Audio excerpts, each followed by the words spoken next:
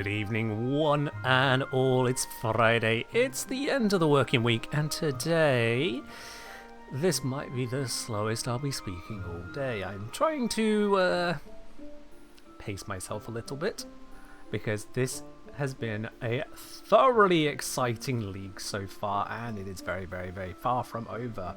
1700 total? Yes, indeed. I love that's the first thing you look at. Yeah, the whole screen of things you can take in, all the different bits and pieces. We stood here in prayer for whatever I'm wearing. You don't care about that, you just want to look at the total level. Fair enough, Devsculler. Yeah, total level 1700. League Relic up on tier 5. Beginning progress towards tier 6. Quite satisfied with it. Welcome everyone, hope you're doing well where you are around the world. Been grinding for sure? Yeah, just a lot of it. A fair amount of time has been put into it, absolutely, and I intend to keep on going. I've also been doing skills a little bit weirdly, I will admit, because I have my highest skill is 77 Hunter, and my lowest skill is 41 ranged, along with 41 Necromancy. It was 40 ranged, but then I caught a Gothixian butterfly, and kind of recoiled when it gave me ranged XP. Oh dear. Is the 1700 progress towards whatever this league thing is? The 1700 is my total level. It's the sum of all of my skills combined.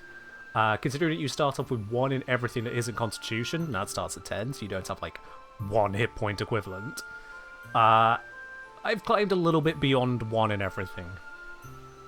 Like I say, floor of 41 levels, ceiling of 77, and intend to continue to get many more. It's not like they're going to go down, is it? Not yet unlocked invention. That is also on the docket, as I see in the chat. People continuously achieving 200 million invention XP. Some people made a beeline for it. Understandably, it's a shit ton of XP. Why not? But I'm all over the place. Weird question from Byte. They say it's a weird question. I don't think it is. Are leaderboards global or by region? Global. So the leaderboards you can access for leagues are everyone engaged with RuneScape 3's leagues. Everyone. Anyway, today I don't want to be slouching. There is no lollygagging is what I said on the Discord, and I maintain that. So, stage 1 plan. Well, so just in the fancy here. It's a... Oh, is my amulet? No, it's just clipping. Okay. Thanks for the good streams and videos, my good Ken. I'll be here for a while longer. Hey, Moon, thank you very much for the 30 months resub there. Absolutely huge milestone, much appreciated. And I will indeed keep up all the streams, the videos, everything else you enjoy out of it here. Cheers to that, Moon, much appreciated. Yes, so the armor here is, unfortunately, it seems slightly clipping with my poor little amulet. I do have one of the rarest league's tasks completed. I think the wiki said less than 0.1% of people had done it. And that was to recharge an Amulet of Glory. Because typically you need a bunch of things to come together to allow you to do that. You need to have done the Hero's Quest to be able to get to somewhere you can recharge it. And you need to obtain yourself an Amulet of Glory, which in the first place requires that you get the crafting level to craft one, the actual obtaining of a Dragonstone to craft into one, and the magic level to enchant it to make it into an Amulet of Glory. And then you recharge it. However, one of my very earliest clue scrolls gave me a trimmed Amulet of Glory, so I skipped all the crafting, all the magic requirements, and just did the Hero's Quest and dipped it in. I didn't realise it was that rare until I figured, oh wait, yeah, when I think about the steps involved to get there. Understandable why that's my rarest completed task. How goes the break till the next agility grind? I mean, my agility is level 65. Considering that my range is 41, necromancy 41, freaking archaeology with the archaeology relic is 56, you can see I've been putting everything I can into agility so that I don't have to do agility. Pretty much any time I have an XP reward, it goes into that thing. And it's working out quite nicely for me. I just don't need to touch the skill. Oh, thank goodness for that. Anyway, enough whittering. Let's teleport to Daemonheim. Or Demonheim. I think it's Demonheim. First goal on the exclamation mark goals is 75 Dungeoneering. It is a goal I have for myself on my mainscape way back in the day, because I absolutely love that. And now, now I intend to do it once again here on Leagues, because it unlocks a very nice resource dungeon, good for some mining, good for some gems, good for some implings. My 7700 should tell you, yes, I definitely care about implings. Oh yes. Amulet of Streamer look. I mean, I've opened up a few clue scrolls now. I've still got another 12 caskets sat ready to open, another 13 clue scrolls left to run. And this is just the little bit I did to get things running. So yeah. We'll get there. Kill Blink without dying. Blink can be a nasty one if you have even the slightest bit of lag. Blink can be nasty. But we'll get to all of that lot. We'll get to all of that. Anyway, let's store all the stuff I don't need to be carrying right now, because I can't carry any of it into a dungeon anyway.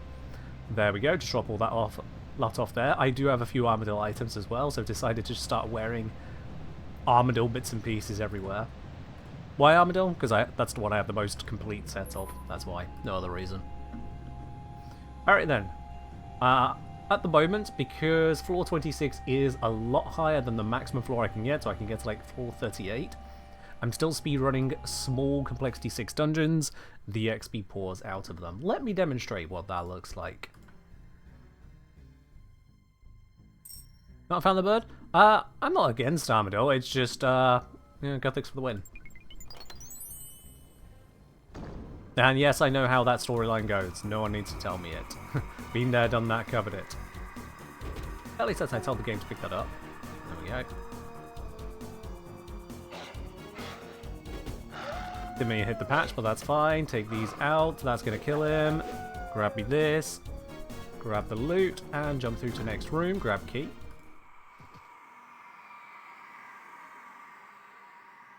Now, I'm not going to be doing this slowly. Zarosin? I mean, I understand being a fan of Zaros. I really do. At the same time, Zaros is a bit of a bitch. Zaros will happily abandon everyone near to him in favor of just principles. This is a bonus room. I don't need to worry about this key. Which one did I just grab there? Purple corner. Purple corner is uninteresting to me. Got it. Purple corner is not the direction I want to go. That's purple corner, so that's the one we skip.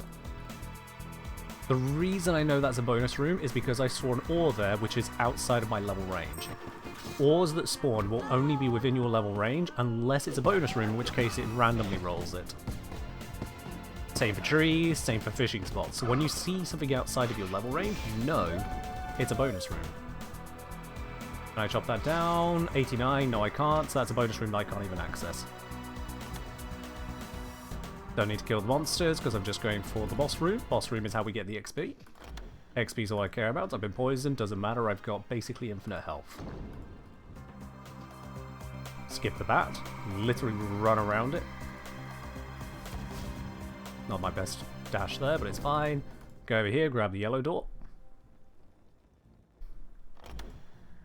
You see, I've gotten a little bit used to using the navigational tools of both Surge and Dive with their short cooldowns. Bug Barrage, dodge it. And we're good. Done. 2-minute 21 floor. 50,000 XP. Next one. This is the culmination of understanding how to do Dungeoneering.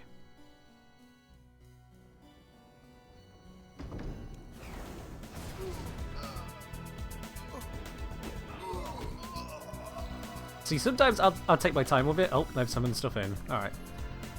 Sometimes I would take my time with it, just enjoy the scenery, or more importantly, enjoy the resources, scoop it all up. But I just want the XP right now.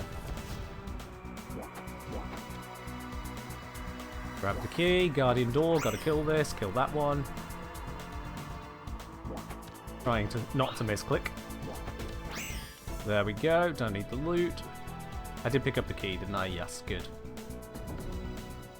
Door can't open, burn flammable debris. Check, can I do it? 62? I have 63, good, good. Yeah, with the double dash capabilities and the massive reduction in the cooldown on it, oh my word, do you sail around places. Who needs agility when you've got infinite die, let alone infinite run? double guardian door. I'll just pick the one that's easier to get to. What's down here? Mix of things. Can I open any of that? Yes, I can. Let's do it now. And here, there is a key. Grab the key. Cooldown reduction is just from getting a, I think it's tier 3 relic. And I'm on tier 5 now. Oh, I've got the key for that one. So yeah, it doesn't matter which relic you pick, it's a passive. Oh shoot, Night Gazer, I've never fought you yet. Okay, or at least not on this. I remember now I need to do the pillars. Pillar 1. Pillar 2, just in case one gets extinguished, that should be sufficient. Now let's blap your face in. There we go, go to second stage, all pillars come online. And then we just kind of... There we are. Love it. What was the reward? Ew, don't care. You're 8600 LP. Oh, league points. I was going to say life points. It depends on your armor, right? So you're 8600 league points. I am at 6530. Damn, you've been doing a lot, Death Sculler. Because I've not been doing a small amount. Alright, over this way. I didn't see the timer on that previous one. Don't care enough, I'll be honest. Oh, need to switch. Go from 48% hit chance to 100%. Much better. That's down. Dash our way out of this room. Grab the key. Crimson Corner. That means I could open this straight away. Don't need to care about what's going on in here. I'll take the damage. It's fine. Let's see. Guardian Door. Let's kill the enemies.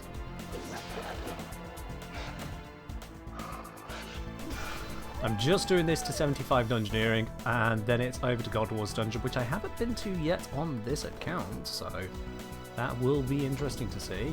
Another Guardian Room, grab key first, so I don't forget it.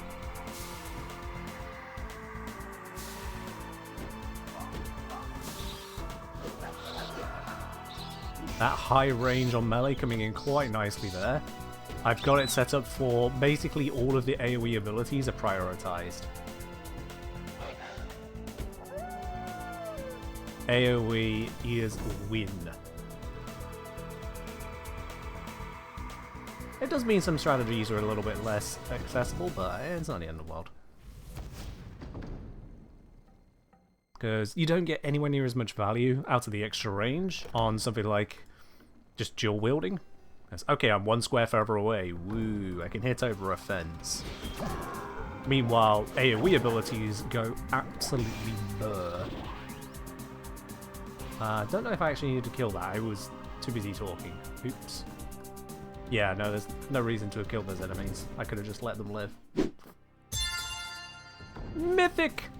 Thank you very much there for the 30-month resub with your Prime as well. Are you and Moon on it? Yeah, you and Moon are on exactly the same time there. Oh, blimey. Get away from these. They're pulling me away from the door. I want to go through the door. Go, go, go, go, go, go, go. Let me in, whatever it is. There is nothing interesting in here. That was a bonus room. Damn it.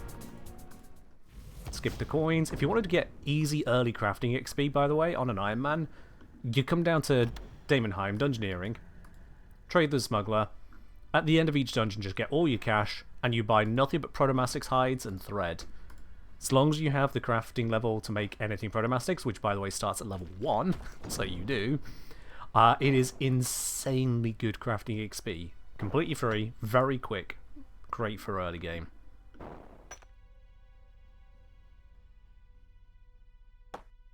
Defsculler, what are you referencing? Just steady this. Go through. Steady this. This is one of the slower rooms, but it is fine. There we go. Oh, wow. Okay. Well, fair enough. Dungeon complete.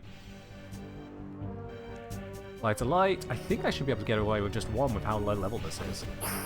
Because, yeah, it reduced my damage down to 1/4, but like... Oh, that did a lot of damage to me. There we go. Phew. Alright then. That certainly tried hurting me, didn't it? Give. Thank you. Go to Gate of Eldness, just sit there mining gems, 600 craft XP a tick. Okay, yeah, I mean, you can just mine gems in Alcarid as well, Death Scholar, which is where a lot of my crafting has come from. Yeah, you absolutely can just go at the Alcarid mine just fine. And then once you get to 75, you can do a Briftinus, if you're low level than that, but if you get 75 Dungeoneering, you can do the Alcarid Resource Dungeon Mine. Bunch of those, yeah. Is Dungeoneering like Gauntlet in OSRS? You need to acquire gear within the dungeon rather than getting it bring you in with you? I guess in that singular comparison, yes, Mythic. I don't know enough about old schools compare further, but in that you can only bring in your, well, skills. Yeah, absolutely.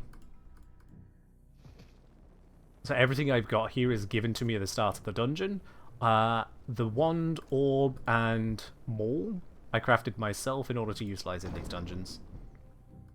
Well, this is just a free room. Thank you very much. This one is not a free room. Guardian door. 2 enemies take out. Get into the middle of them so my AoE effects will be more effective. Never mind, that one's already dead. Cool. Dive to the door. Go through. A big part of being quick with Dungeoneering is knowing how to work with the jank of the tick system. So knowing when you can click that things will work.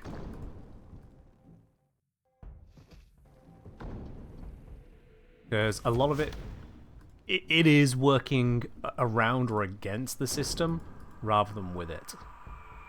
Let's go to this one. Like knowing what you can dash through, even though it looks like you shouldn't be able to dash through it, that sort of thing. Repair the pulley. And one thing over there, can I complete that? Level 46, yes I can, so that is a normal door, it might be a critical path. Let's see, can't get through that one, so we'll leave it for now, no key. Like that dash there, that's through 2 walls, even though it says, oh, you need to only target something you can walk to. Some walls can be bypassed. And knowing the kinds of things you can bypass allows you to be just that much quicker. And that's our boss fight. Cool. Screw the rest of the dungeon. It's all bonus rooms. Don't care about it. Big swipes, big hits. It's going to try draining my stats. It's not going to be quick enough, Curse Bearer. You are dead. Wonderful. What did I get from that staff? That's a shame. I was hoping for a good staff. I need a good staff. Oh well. 40k XP. Thank you very much. 70 in Dungeoneering with 5 away. Oh, feeling that 8 times XP multiplier. Loving it. Alright, cool. I always grab the feathers at the start there, because if you get a fishing room and you don't have the feathers, it sucks. Grab these bits. None of these enemies need to be fought, so let's just skip them. I am taking damage, but it's not too bad. 71 fire making to do that. That is a dead-end room to me. Oh, still got the mage equipped.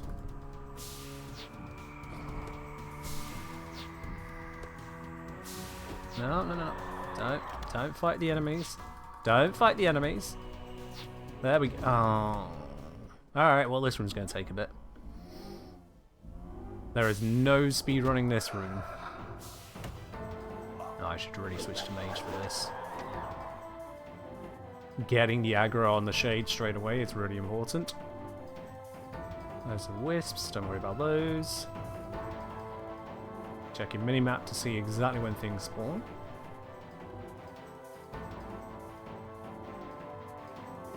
So far so good.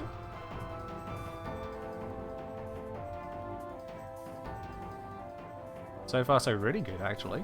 There we go.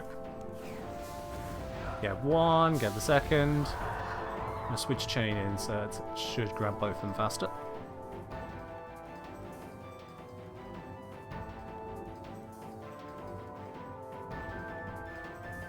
See, normally this is just, oh, it's a slow room. When you're trying to speed through, it is such an increase in time taken.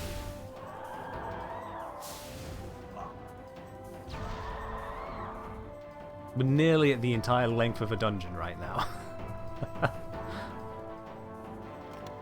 There we go. Roll out.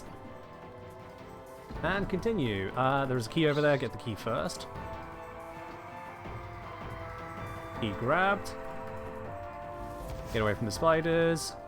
75 magic. Oh, that's a bonus room. Okay, we might just need the key then. It might have all been bonus, but no way to know for certain. I will stop for that. I want to open those thieving chests. Just for the XP. It's very quick bonus. Yoink. We've already established I can't do the fire-making door.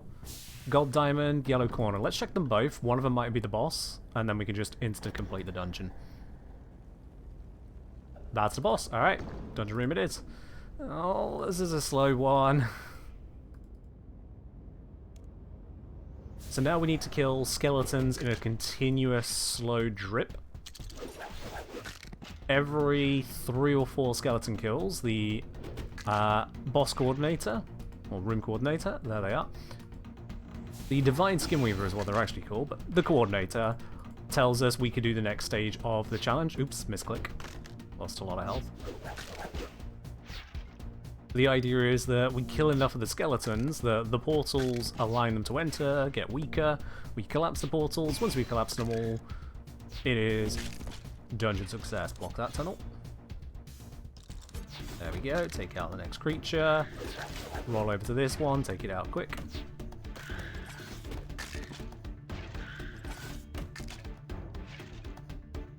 Another tunnel could be collapsed. Let's collapse this one here. Get close to the enemies, because again, melee.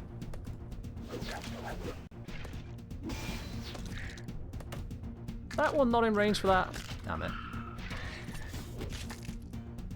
Tunnels are good to close. There's another. I think we're on the last tunnel now.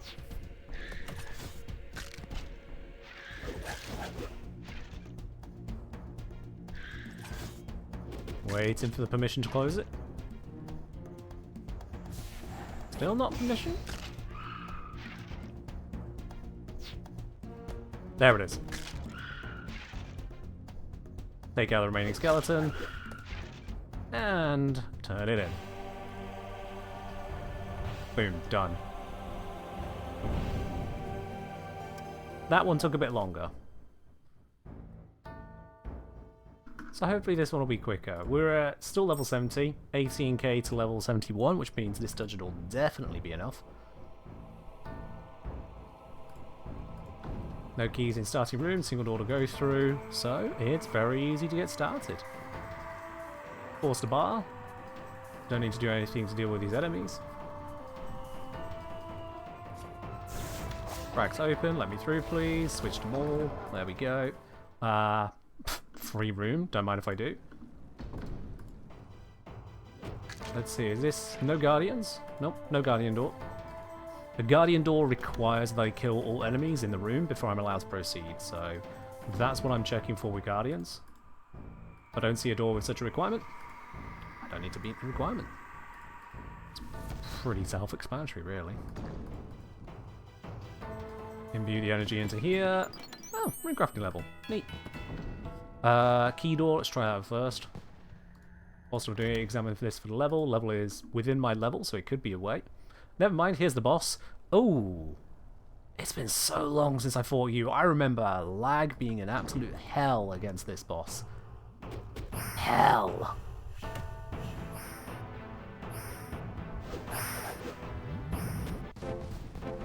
However, due to the level of the boss, we don't need to worry about its special attack. I thought I was trying to dodge it there, but it didn't even do it. Pentagon Kite Shield? I don't need it. Boom, 1 minute 41 for that. 1 minute 41, 41k XP. Love it.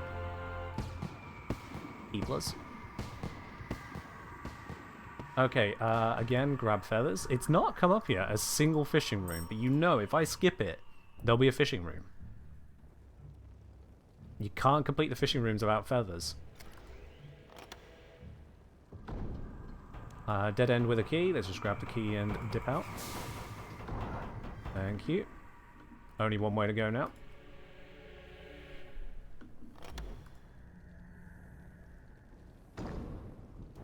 Guardian door, so I do need to take out the enemies here. Switch to melee, because it should be faster. That's going to bleed out. I don't know how a pickaxe bleeds out, but it bled out. It's magic. We don't question it.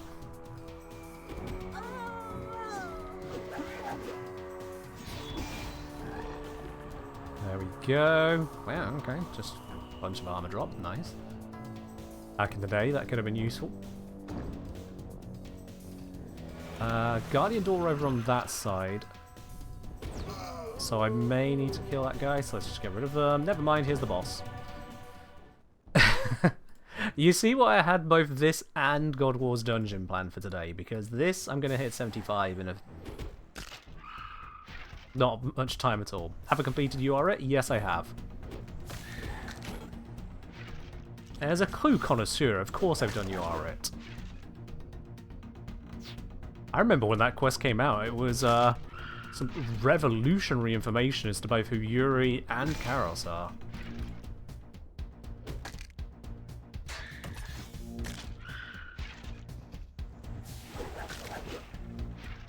People grabbing themselves level 99 in various skills, coming in quite handy to make it easier to see when I've got a new message from the Skin Weaver. The skeleton's sleeping on the job. Let's put them to sleep forever. You chose Production Master? Honestly, I was close to choosing Production Master. Very close.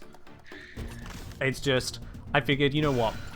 With the bonus XP rates, skills are skills are skills are skills. I can get those. With Clue Connoisseur, pretty much every step of clues, every issue, every roadblock is removed. Minimum amount of time taken to sort it, maximum rewards for it.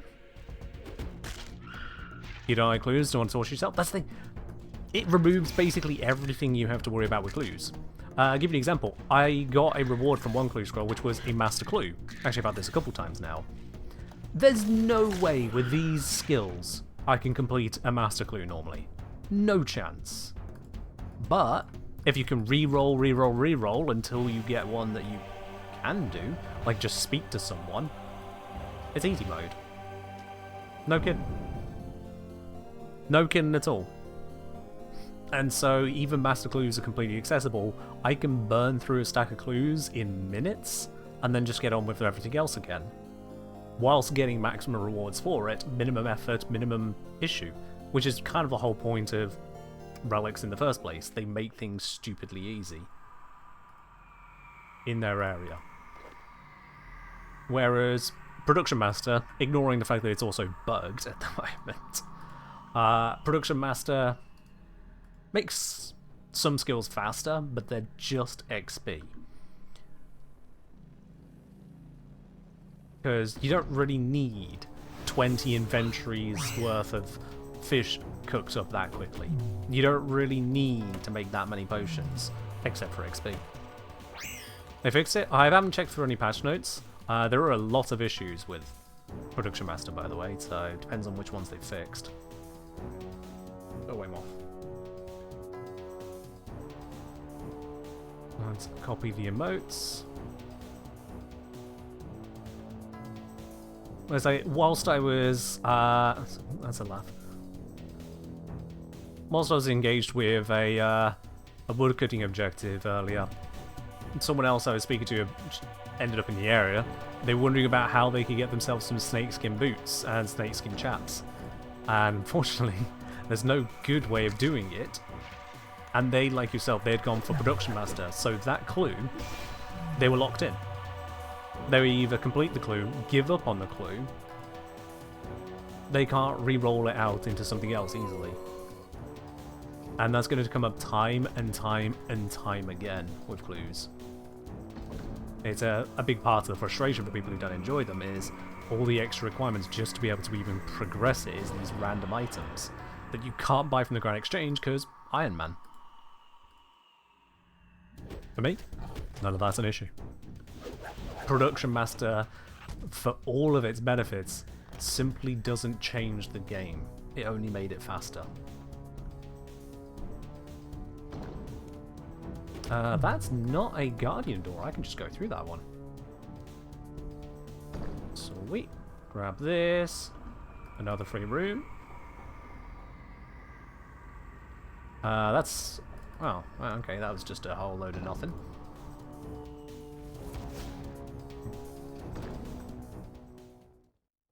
Go through this one instead then. Boss room? Boss room? Not boss room. Okay. Guardian door and repair. What's the level on the repair? Level is 98. Cool. Not even going to try it. What, those giant rat things? Oh, the really big dinosaurs. The fat, like, dinosaur cow things. They can be caught with hunter traps and use their hides to make ranged leather style armor. So melee armor comes from mining, smithing it into your metallic armor. I don't know why I put such emphasis on metallic, but there we go. For magic armor, it comes from special plants you can harvest, and then you weave them into magic armor. And for the ranged armor, you skin the hides of dinos. But, as I don't need to skin their hides, I am completely bypassing them. In fact, I'm wearing 0 armor at all, because the enemies here are so relatively unthreatening. I can kill them quickly enough that I never have to worry about my so-called lack of defense. You know what? I can pop the Guardian door real quickly.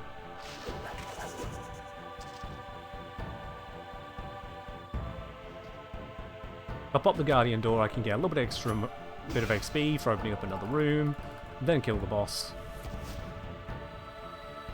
Big guy over there? Yeah, big guy. It's just... I wasn't going to keep opening doors, but it's just like right there and easily opened. Please ignore the guy and open the door. Cool. Alright, that's the end of the dungeon. One door I couldn't open due to skill level. That's fine. Balak the Pummeler. Prepare to get pummeled yourself, mate. He's only level 91. It's actually unfair. You call that a boss? At least I didn't one-shot this one, but still. Those rewards are not good enough, don't care. Boom. Oh! Oh, that was a nice chunk of XP. When that gets multiplied up, that was 111,000 XP for that dungeon. Oh dear, you can see why a person with 4 alternate accounts doing a 5-man series of these dungeons managed to hit 200 mil before most people hit 99. And you know what you're doing, you're just rolling in the XP. Alright. Am I going for 60k? 60k what, sorry?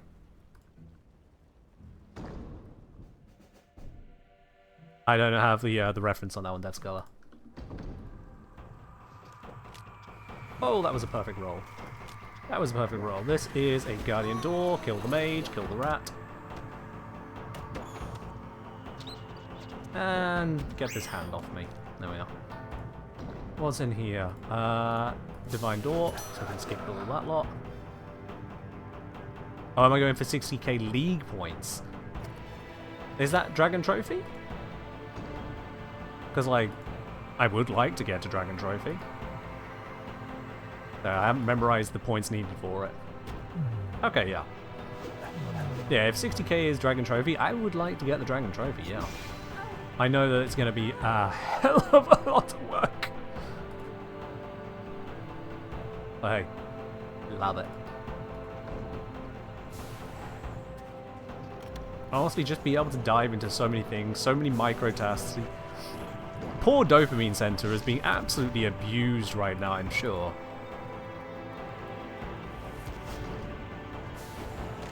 You go for 2k points a day to complete in 30.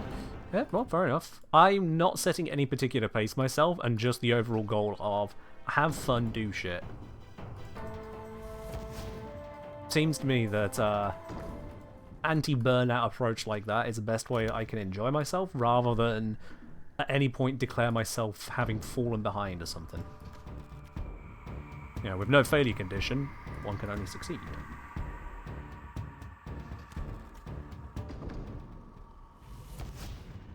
Not the ability to use there, but it's fine. Crimson Wedge, yep, we got that there. There's a bonus room. What a waste of my time.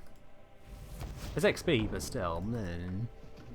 Looks like there could be a few rooms this links into. Let's see how far it goes. Or it could just be the boss fight. That works too. Hi there! I've got all of the adrenaline, so please enjoy this absolute smash into your face. And you're dead. Cool. Rewards again. Crap. Boom. Oh, that was even higher. 117,000 XP. We're into the cult floors. Oh my.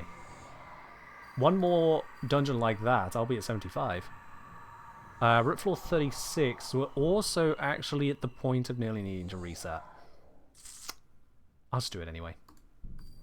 I could switch this up to a medium-sized dungeon, but you know what? Honestly, not a big enough deal. So I'm just gonna speed through. If I end up having to reset before I do any more mediums, so be it.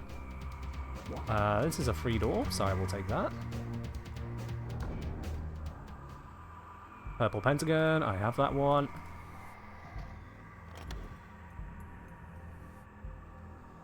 That is a dead-end room, don't need to worry about it. Ouchies. I told my character to turn there. Slight mishap. Not a problem. Room cracked. Two things in here, don't need to fight either of them. Take out the rocks. What we got here? Just another key door. Excellent, we can bypass this one as well. The enemies are increasing in level, so the amount that I can just bypass and ignore stuff is going to diminish. Not enough yet that I need to worry so much. Oh. Guardian door, so I do need to kill these enemies. Thanks to the Melee League relic, killing enemies heals me, which is just kind of ridiculous if I'm honest with you. Hi! Your lovely strong armor that normally makes this hard for me to melee you is unfortunately completely ineffective. I have a 100% hit chance. Perish. Damn, didn't drop a good weapon. The key for the door is inside the room with the door. Sure.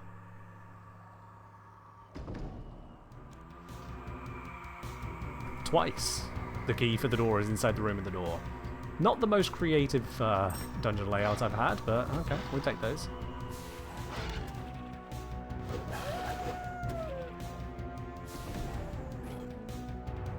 Please tell me I can pop that. I just want to see what the level is on it. 27. Good, we can do it. Okay, guess we're going to bully the mage. Sure. That's a dead end. Dead end, no key. After all this? That's unexpected. Where's my way then?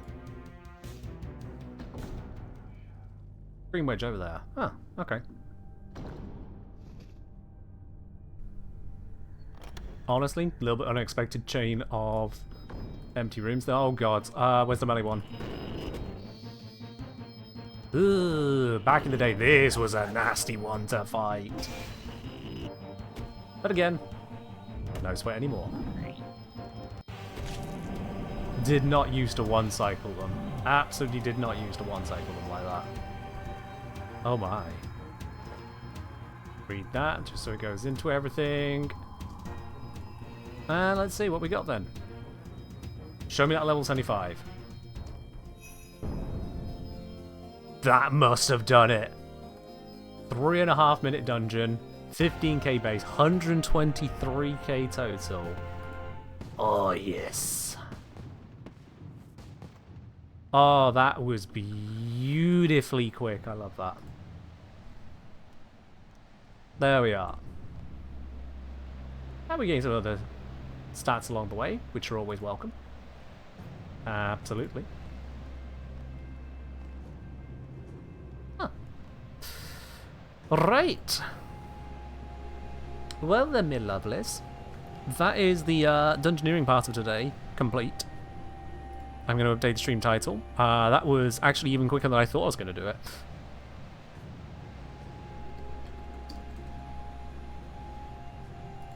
That was very quick, and I am very satisfied for it. The XP on those later floors absolutely shot up in a way that I did not anticipate. So, happy about that. Also, apparently I'm gaining Dungeoneering fragments. How many? How many did I get there? 609. That's a start. That is indeed a start. Right. First thing I want to do is quickly pop over to the Alcrid mine just to unlock it and demonstrate it, and then we can get on with this. Let's equip those directly. Now, I'm probably going to want to take over some more god items. What other god items do I have? So I've got Armadillo Cloak. Ooh, what others count? I can have a Zamorak meter. Just one of you.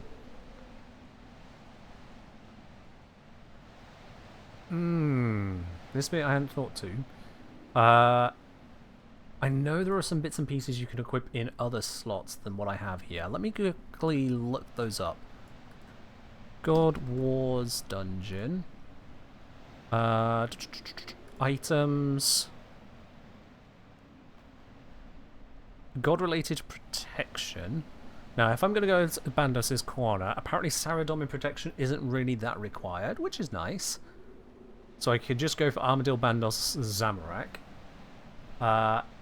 Armadillo there. Zamorak there. Bandos is less required because it's the Bandosians I intend to be obliterating anyway. But let's see, what Bandosian options do I have if I'm using up the cape and head slot already? So neck would be a Bandos stole, don't have. Main hand, but I kind of want to keep my weapon. Body, Bandos chestplate, don't have. Bandos rib top and body, Bandos plate body. War Priest of Bandos, none of that is here. Legs, same again. If I just... Yeah, I've got those. Headband, haha. Yeah, I've just got the Bandos robe legs at the moment, haven't I? That's a chunk of armor to take off. I think I might actually skip the Bandosian bit. I'll skip the Saradomin, skip the Bandosian. Actually, just checking what Saradomin is there. Can I get an easy one? Saradomin arrows. Do I even have those? Of course not. No, what arrows do I have? Gothics. Thanks. Great. Empty slot where I could put any type of arrow. The only arrow I have is the one that doesn't count.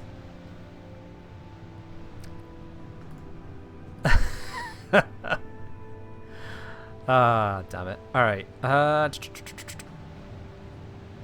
some Kitharine pieces count. Ring of Devotion counts. Devotion. Aha.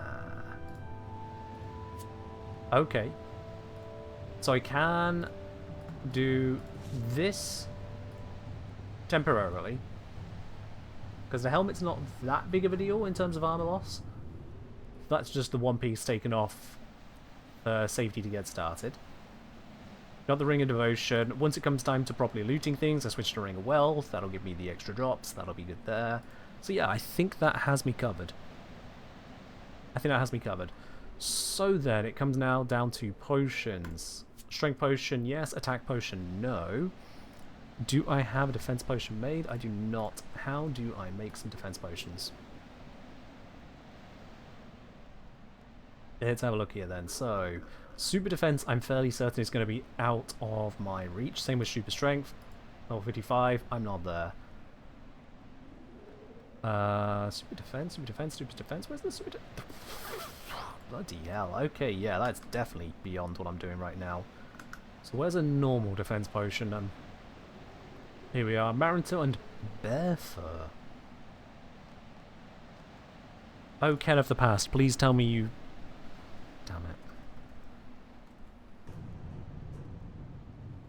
I have fur and grey wolf fur. I don't have bear fur. That's frustrating, so I might have to just take this on the chin. Yo, Gorm, thank you very much for subscribing with your Prime. Welcome on in there once again. On to 14 months. Much appreciated, Gorm. Really do. Hope you're doing well. Alright, we're going to roll this as we can. Now, one other thing I am going to bring is... I'm going to bring the Orichalcum Warhammer and Kite Shield. This might seem a little bit odd, but in having that there, I can switch from two-handed melee into one hand with shield, use restorative and protective things if stuff does get a bit too rough. Otherwise, I think it is lobsters or better, bass is better. What other food do I have? Oh, what I give the ability to just search. Can I just search food? Yeah, I don't think so.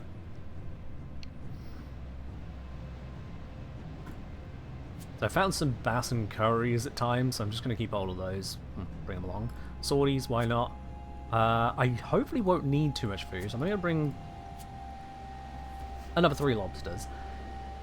10 pieces of food. If that doesn't cover me, I wonder what the hell's going on. Prayer potions. I do have a bundle, so let's... yeah, let's do that. Stack them up into 4 doses for the inventory space. There we go. I doubt I'm going to need that much prayer potion support, but I'm bringing it. I probably should get another strength potion. So another strength. I think strength is Tarumin? I think it is. Yes! I know this game. Okay, and I have only some crappy summons, so for the hell of it, let's bring along a granite crab, shall we? Not all of them, one of them. Not... you didn't see that. Okay. Yeah, that summon is kind of pointless, but it's going to be there anyway. I don't need attack potion because I have 100% hit rate, so this gives me my offense, defense, restoration, prayer restoration, summon for the hell of having a summon around because why not? I got my loot enhancement. The only thing I haven't brought is alchemy. Do I use just the explorer's ring for that? Explorer's ring doesn't work during combat. No, let's bring runes. Just do it properly. So it gives me alchemy as well. That's a very full inventory, I will admit. If I need to drop food, I drop food. It's fine. If I need to drop the Ring of Devotion, honestly not the end of the world. This should give me everything I could possibly want for a very basic run at the boss. This might go terribly, might not. It's been a while since I've done it on such a comparatively low level account. I'm well geared and I have the relic behind me. It should be fine. It's the fact that I don't know that has me going eh. But enough lollygagging. Let's get straight over there. Thanks to you picking up the Slayer relic, I should be able to teleport straight to God Wars Dungeon. Please work. Please don't put me too far away, just put me right on it. Right in it! I don't think you put me in it. Holy shit, okay. Right, sweet. Let's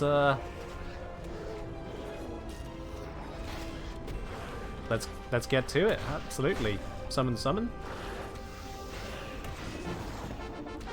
We're going to gain some levels whilst we're here as well, which is always beautiful.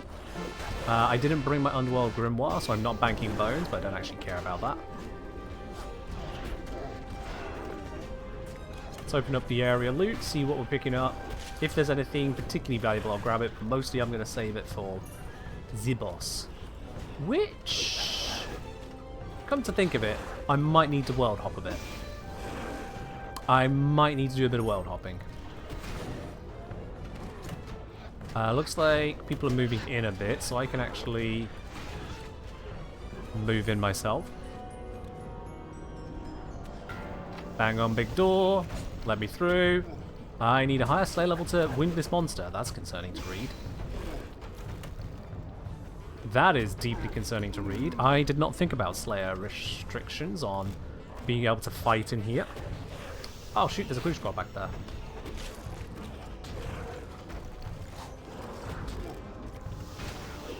Am I in range to grab the clue scroll? Yes, I am. There we go. Good.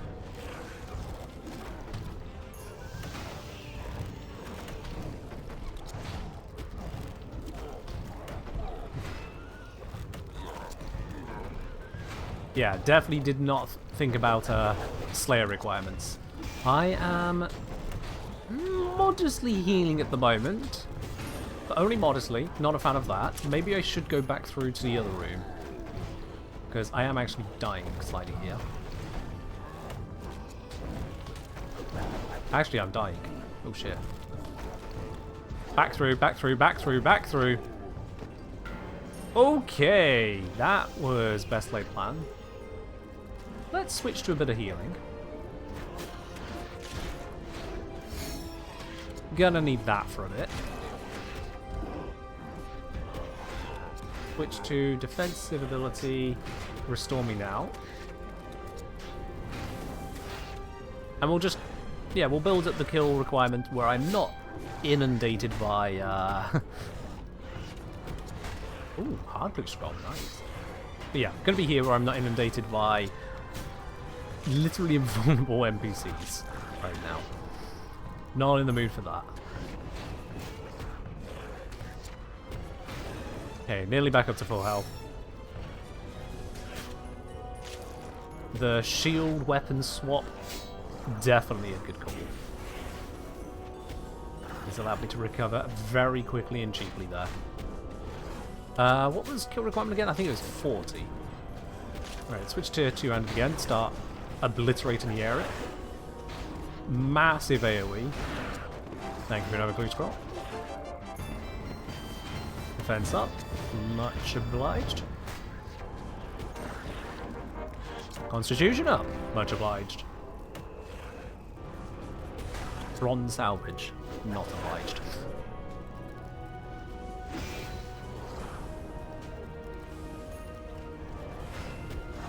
So you're at 1 Zamorak, 33 Bandos, yep.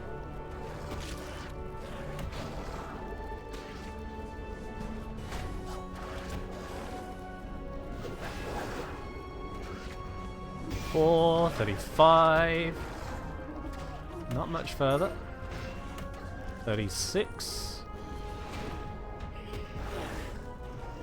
Honestly, don't care for the salvage.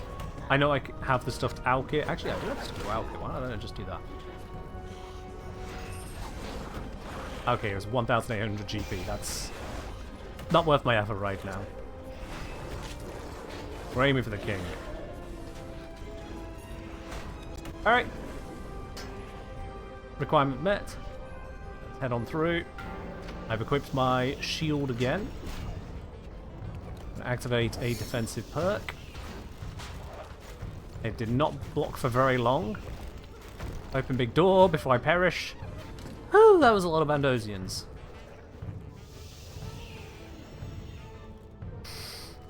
Alright. Now, I have a couple options here. First option is I could just join this guy. Second is I could make a private encounter. But that costs 200,000 gold. Which, I mean, I have. But I don't have lots of it. And if it turns out this is above what I want to be fighting, that could end very badly for me. So I'm going to just... Do you have anything? No. So I'm just going to world hop for a moment and see what I find. Let's just world hop. So if we go hop worlds, let's go somewhere quiet and hope for the best. Fingers crossed. Graldor is a very common one for people to do, so I might have to do this a few times over It's Empty. Someone just finished up in here.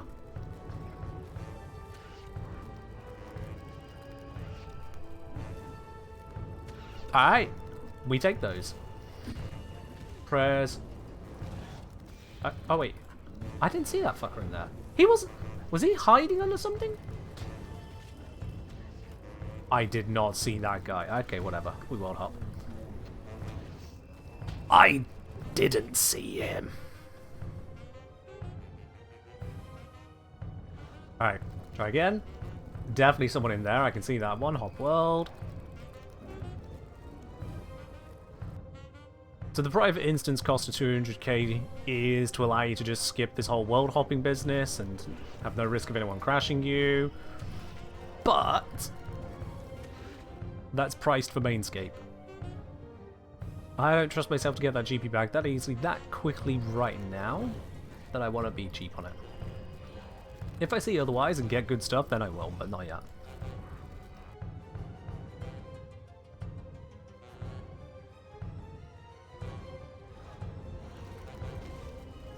Aha! Boss! No peeps.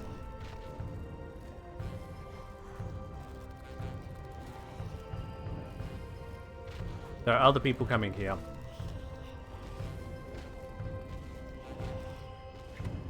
What are they even wearing?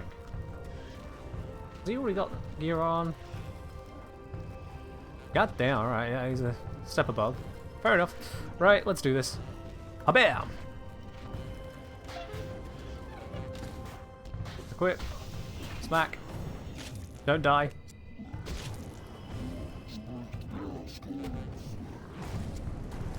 Alright, I'm taking a lot of damage. I'm sticking with defensive options for the moment.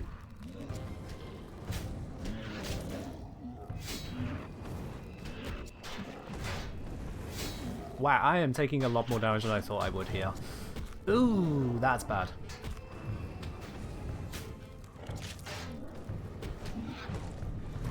Switching to 2H. Maybe if I take out the ads, that might help.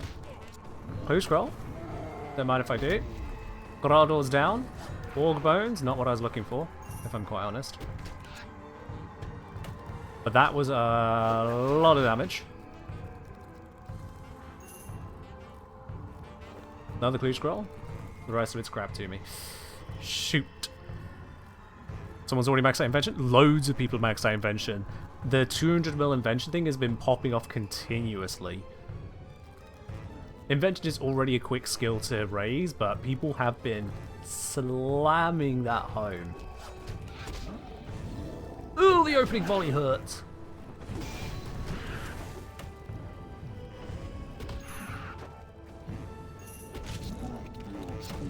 I don't think I want to come out. That's a risk. Okay. So it turns out the 2H has done a lot of work here in keeping me alive. More than I expected. Take out the mage. Ooh! Bando's gloves! Yes! Okay. I don't know if I can even equip them yet. No! I haven't yet got the level to equip them. I'm here a little too early. Oh, damn. Bando's gloves. If I switch to shield, I can restore hit points. Hopefully they'll finish before they spawn.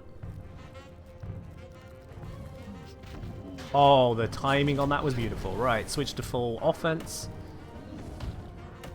I should be in range to hit Grimspike here. Oh shit, I'm not. Oh, come on over. Snapdragon. Actually, I don't need it. I can grow them. Might not be long till I can equip them. That's kind of the hope, actually, yeah. The idea being that I'll just get so much XP from fighting these that my defense will level up.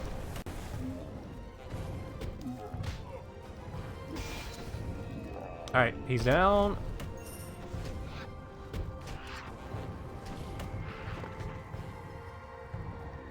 Ooh, a couple sharks. That's actually really helpful. Yoink. And this is going well. Prep points are actually doing really well.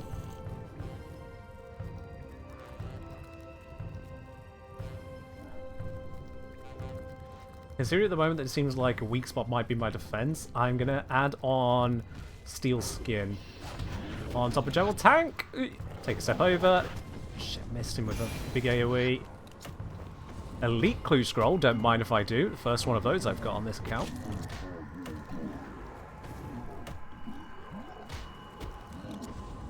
Revolution should be able to handle most of this pretty fine. Not going to activate any ultimates because thresholds are enough to take this all down. That'll take out Grimspike. Let's move over to this side. Don't care for the steel darts. That's done. Oh, dude. Strong Sack respawned. How dare. And he's down. Quick Alk the Rune item. Switch back to prayers. Health is looking... it's looked better. But there's some chili potatoes I can grab, so let's actually dump a sortie. Grab the patat. And we're ready for the next one. Stand here. Ooh. Oh, I took a big opening hit there. Not a fan. Leads to an early dead. When I get my next AoE back, that'll kill them both. Next AoE should be due. 3, 2, 1. Big AoE time. Them two both gone.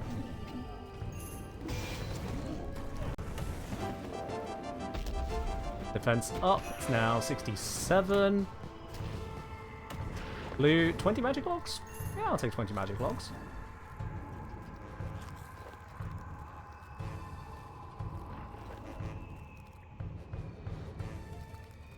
Gonna take this stance right here. Prep points need a quick recovery.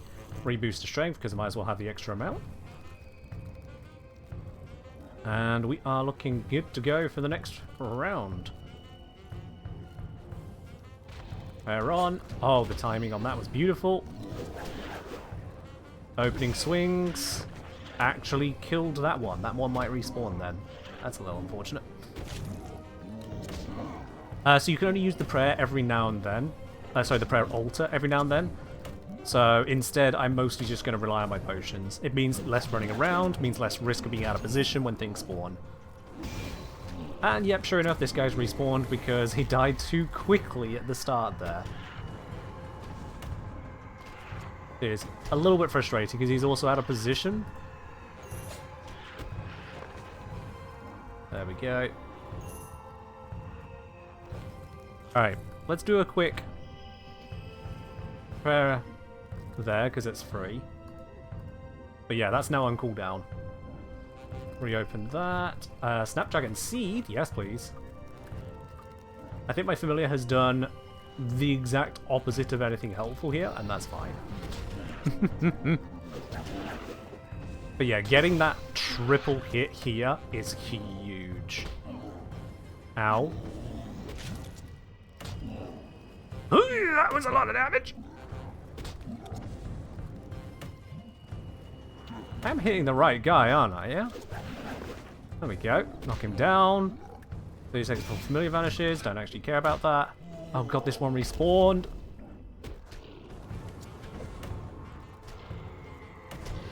Let's get you out of here. More magic logs. Blue charm that I'm apparently not able to carry at the moment. Fix that.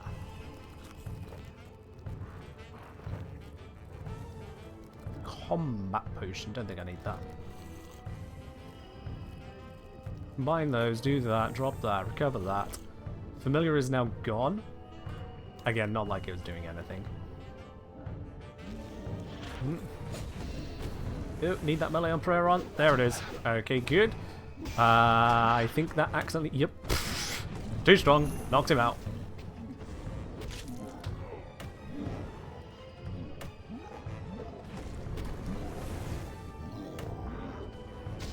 What will the combat potion do for me? It just gave me a buff to my attack. I don't care about that.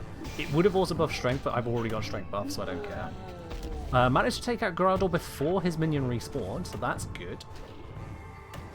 Drop the prayers, out the rune item I picked up. I'm not trying to save these bones, so I'm just going to use them as is. Another clue scroll, much appreciated. Back into position. A little bit of healing required. Priority 3, 2, 1. Now? 2. Okay, I was quite far out there. Never mind. I was a few seconds out on that. Would have been cool if I had it, but I didn't. Another clue scroll. Can feel those enhanced drop rates. Floor kebab? Yeah, I'm not taking the kebab. I don't want to risk on a question mark kebab. A literal questionable kebab dropped by an orc is not something you eat. Bandos Tassets! Yes! That's what we're here for. Good bit of Bandosian gear. Alright, food situation is actually looking a little bit dire, so I'm going to switch weaponry briefly, activate Rejuvenate. They will probably respawn during this because I waited to think about that. Yep, there it is. So we'll just get the opening volley on this guy with normal melee whilst the regen finishes. Now switch over to full 2H attacks. Recovers a bunch of hit points. I can only do that once every 5 minutes, which is why I've not been spamming it. More limp words, don't mind if I do. Oh, taking hits.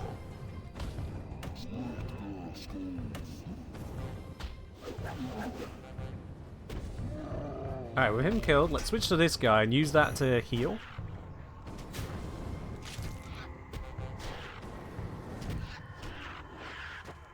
There we go.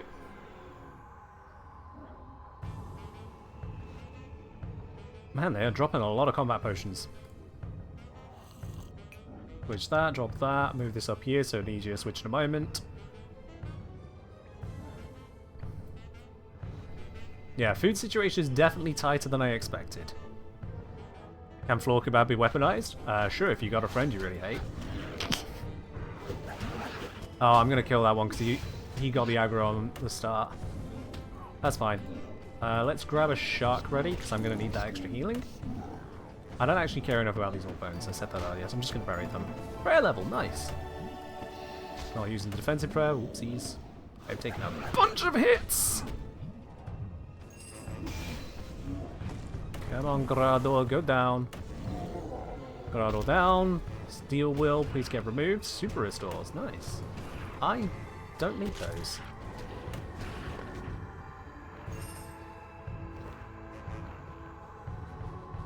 I'll take one, but... Actually, they're just better than prayer potions, aren't they? Very slightly better, but better all the same. I'll take them to replace my prayers. There we go. Let's check on the regen. It's not there yet, no.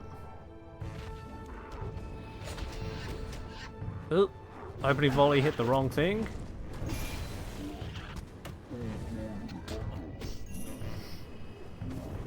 Yeah, prayer is not my weak spot here. I am burning through food, staying alive.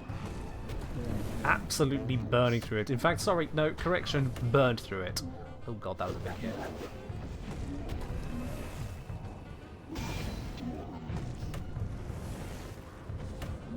That 100% hit chance is doing work here, but it can only do so much work. I'm going to pop a regen. I want to keep my my adrenaline, but honestly I need the regen.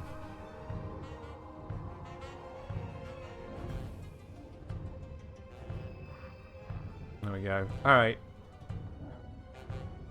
Let's turn off the auto regen now. That's good. Prayer up. I think now's the time. Pretty much on point with the timing there. Very happy. There we go. Nice. Nice opening hits. That's taken out one of the generals. Not necessary, but we're taking it. Strong Sack should die in the next AoE, which is coming in 2 seconds. There we go. Defense level up another 1. 2 more to go until I can equip the good stuff. Another set of orc bones. Let's get the prayer XP. There we are. Okay. That is not off cooldown. I can see that faintly, so let's regenerate.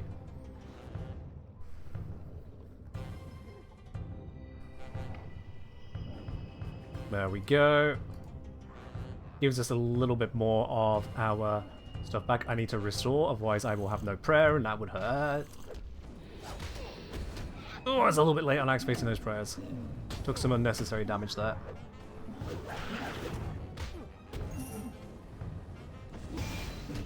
Seeing as I can tell that prayer is not going to be my weak spot, I'm actually going to add in melee strength as well now.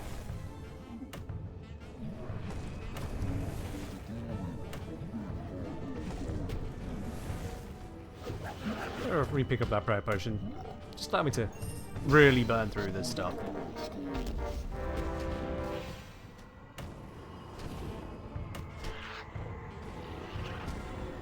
There we go. Alright, nothing... Oh, Oracle Kite Stone Spirit? I don't actually care.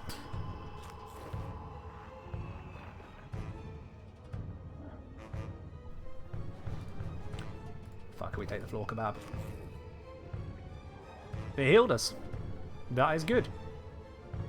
Hello, Solomir. We are currently boss fighting, repeatedly taking down Bandos's General Grado, supporter of the big high war god that is dead. Ow.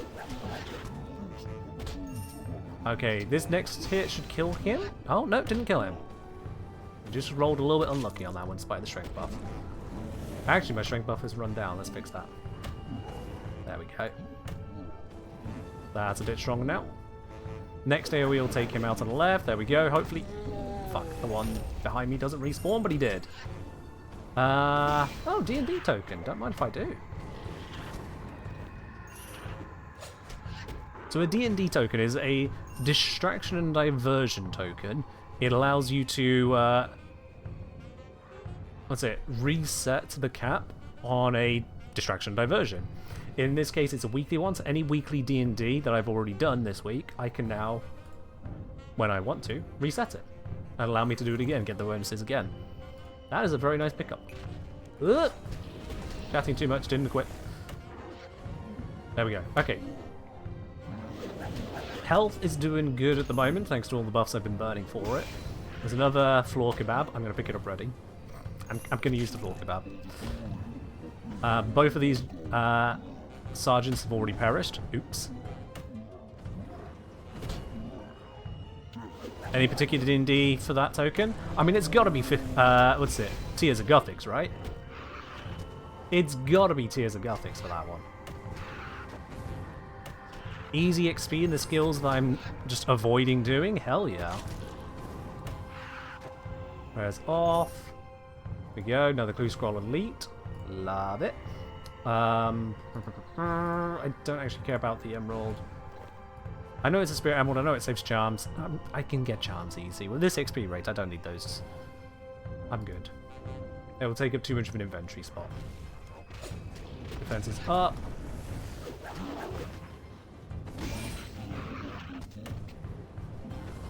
Again, I've accidentally killed both of the sergeants. I don't need them to die that quick, damn it.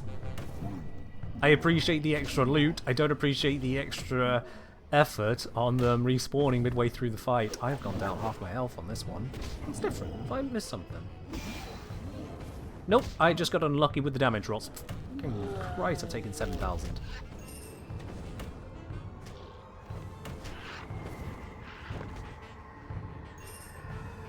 There we are. Prayers off. Kebab on. Kebab gave me 800. Worth it. Regenerate. Get some more back. I think... Yeah, Rejuvenate looks like it's off cooldown, so I'll use that on the next one.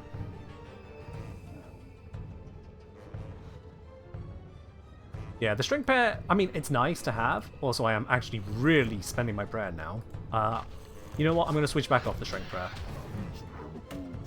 I am burning through my prayer equipment now. So the strength one is too much.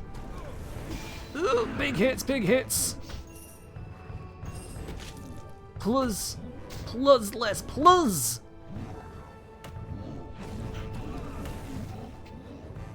Oh, I know the gods are real. Can the gods please hear my prayer on this one? Alright, he's down. Switch off the prayers, save the materials. Oh god, this is... Alright, switch to these so I don't burn through stuff I don't need to burn through. Oh shit, Rejuvenate is not off cooldown. Oh no, I thought it was off cooldown. Okay. Oh wait, no. I might not have had the halberd equipped. Sorry, the Fuck, never mind. We'll do it on the next run. Do I have some foods? Yes, I have some foods. Goodbye, curries.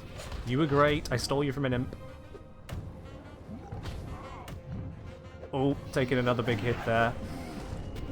This is the last of my food supplies. Yeah. I might need to leave. I did pack an emergency teleport, didn't I?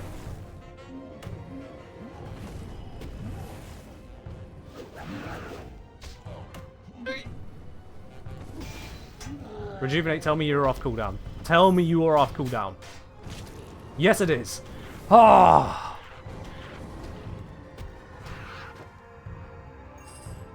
Rejuvenate is off cooldown.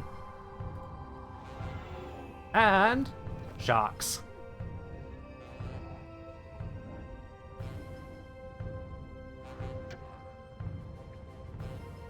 We've got a couple more in us.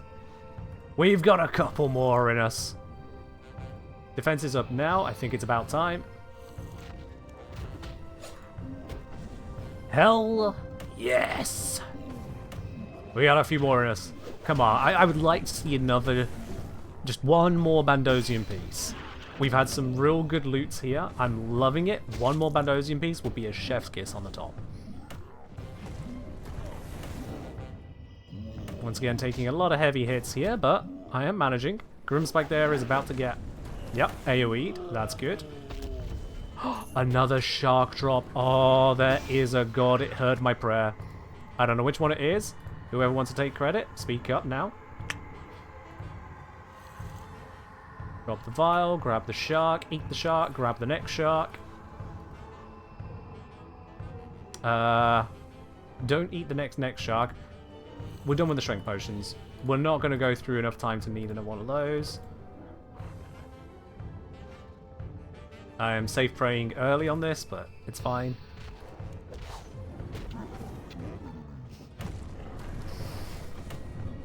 Here we go.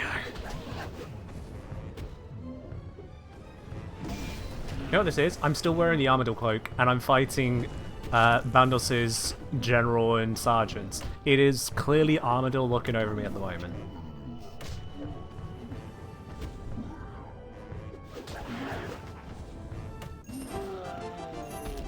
Another one out. There we go. 69 defense. Nice, but one level away from equipping the Bandos gear to up the power here. One away. Gonna take a swig of that combat potion and then drop it. Hit the regen. This will recover me 2,200 health, which is more than I get from a shark at the moment. I am too low level to get full value out of sharks. Interesting. Defense up now. Pretty much perfectly timed. I'm very happy with that. It wasn't intended for my defense to be this much lower than my attack and strength. Because I had started off with magic focused, I had gained a lot of defense from that. And so for my training, I'd switched it to just attack and strength XP. And then once it got high enough, I forgot to turn the defense back on from melee combat. Went into first the Abyss and then Shattered Worlds. And absolutely annihilated with the relic that I picked up. So my attack and strength completely outpaced my defense for a bit. Unintentional, but easy to fix. There we go, another passive regen there. Health is nearly back up to full and I've got 3 sharks in inventory. Somehow this run is still going.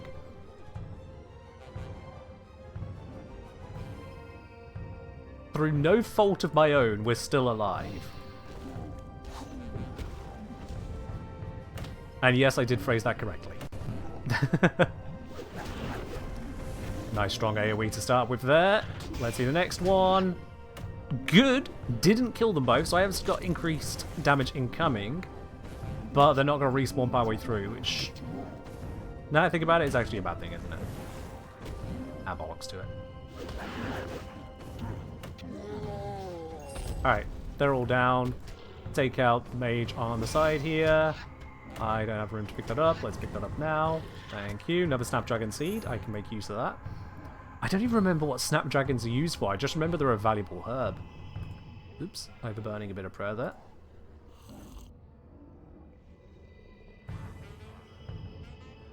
Sorry, Toxisks. You're not popping inside on this one. I have this one on lockdown. I'm going to do a little bit of regen. Wow, only a little bit. It's fine. Turn off the auto. Turn off the auto. Well, that's going to sit now then, I guess. Whatever. Oh my god, that's some heavy hits. Where are the heavy hits coming from?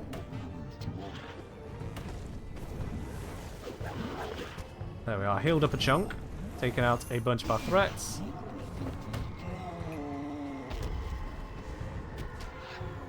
More magic logs, always appreciated. More orc bones, bury them. Another God Sword Shard. God Sword Shard. Hello. This is good. 1/4 of the way towards a God Sword. Gonna pop a shark, actually, my health is still a bit low. Okay, the last dose of that dropped combat potion. Oh, shit. So Diamond God Sword will be good for longevity? It would be. Minus the bit where I would then have to do this entire thing again, but against the Saradomin one. Which is known to be harder. So, like, you're not wrong, but... it does come with a big songwriting level but.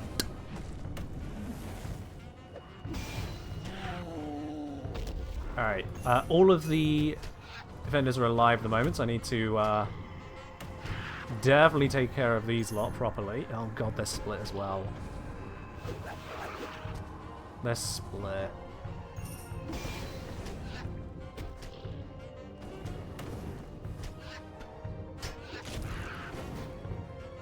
I can't tell if that's off cooldown because I just accidentally burnt up some adrenaline. However, I can get some healing from that instead.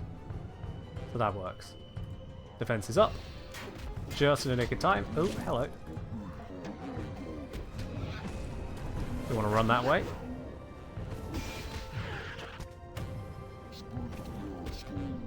A super strength potion, you say? Oh. Oh, you're too generous. Ooh. Ooh. That puts us up to 89 temporary strength rather than base 78. I do like that. Once again, all general's dead, but the ads are all alive. Not a fan of that. I'm carrying a bowl for some reason. Let's drop that. Prayer level?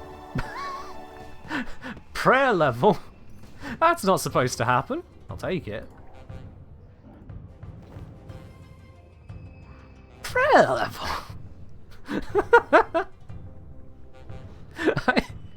Alright. Well, we take those, but like... I'm just burying the orc bones as they drop. Another sealed clue scroll. Elite. Thank you very much. 6 elite clue scrolls. Oh my. Oh my. As you can tell, I'm quite satisfied with how this is going. Ow! Okay, I am no longer satisfied with how this is going. Oh dear. Okay. Switch to you and you. Rejuvenate. Thank you. Take out Seal Will. Whilst we do that, let's grab the bones and bury them. Love that we can do that mid-combat. Don't care about the stone spirits. They're not that good for the inventory space they would take up. Let's go over here. Hit the prayer. Thank you. Run back over here. Pop them on. As we get here, I think that is the spot I need to be stood. No, that spot. There we go. Switch back to the 2H and open up with the obliteration. Was the breakpoint where pushing for ancient curses is worth it? What, in terms of doing the quest regulars? Because one of the relics actually gives you them without having to do the quest. I forget. I think it's the next one.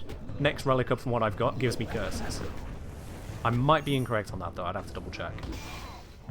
It might turn out I already have them. I just don't have the prayer level. Open up the area loot. Yeah, so some seriously quest-locked things were, well, unlocked, because otherwise they would be a serious issue for some people. Because let's face it, like, sure, quests can be fun, but there's a hell of a lot of them, which is both a good thing normally and a bad thing for leagues. Those who enjoy quests don't even see the problem. Those who don't enjoy quests, it is a big hurdle because of just how much is involved. And a lot of the quests are a little bit dated. We can acknowledge that. So yeah, some of the more combat-focused stuff you can get access to through League's relic tiers. Even things like Prifdinous. Prifdinous is open to everyone from day one. You just need to find a way to get to the lodestone to unlock it. Alright, looking at this here, what I'm going to do is pop the regen, temporarily drop a shark, grab the orc bones, grab this, switch over, hit the alk on the correct thing. Very nearly misclicked and out to the Bandosian bit. And get the shark back, and we're still ready to fight. I haven't regened. Please regen. There we go. Ooh. Defense is up. I think I was a little slow on that. Yeah, I was quite surprised. When they said that proof was available, I knew it meant some things will be cleared out of the way.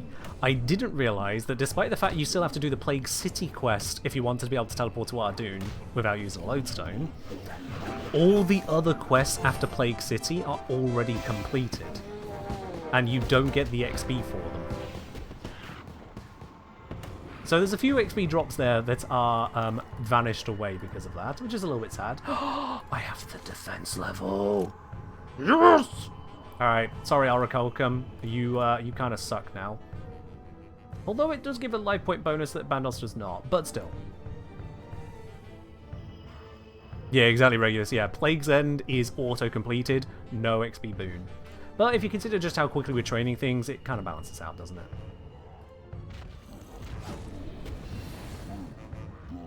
Alright, I am now equipped up with a couple Bandosian items. So this is going to further enhance my strength.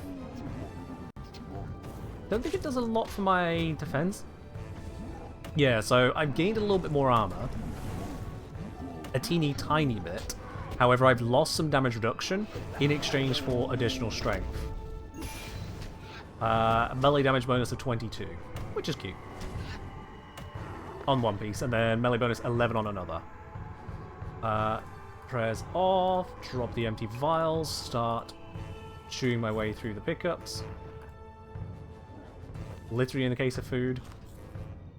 Gonna take another swig at the combat. Somehow we are still going. Prayers are beginning to get lower. Those super restores? Absolutely massive. Picking up the prayer pots again? Absolutely massive. Generals? Sorry, sergeants? Fucked. I could just drop my Orichalcum here. Or Alkit. As I guess I'm not going to need it again, am I? Now that I've got the Bandosian gear, I'm not going to need the Orichalcum for anything. Wait, I gotta... Ring of Wealth Shines, Runite Stone Spirits? Oh, that's no good. That's no good. Runite isn't even that good anymore. We're beyond Runite. Yeah, I'm just gonna alch these. If I want to do more smithing, just remaking them isn't exactly difficult.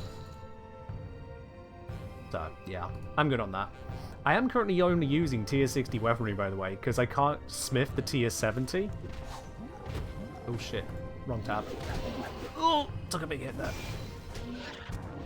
So I am stuck with tier 60, but the tier 60 in Film of the Dragon Halberd, oh boy. The extra range on it means I have a 3 range AoE attack. Which is how I'm hitting the, what's it, the sergeant that pops in over there. That is a huge... Hey! Combat level 100! Thank you, thank you, thank you!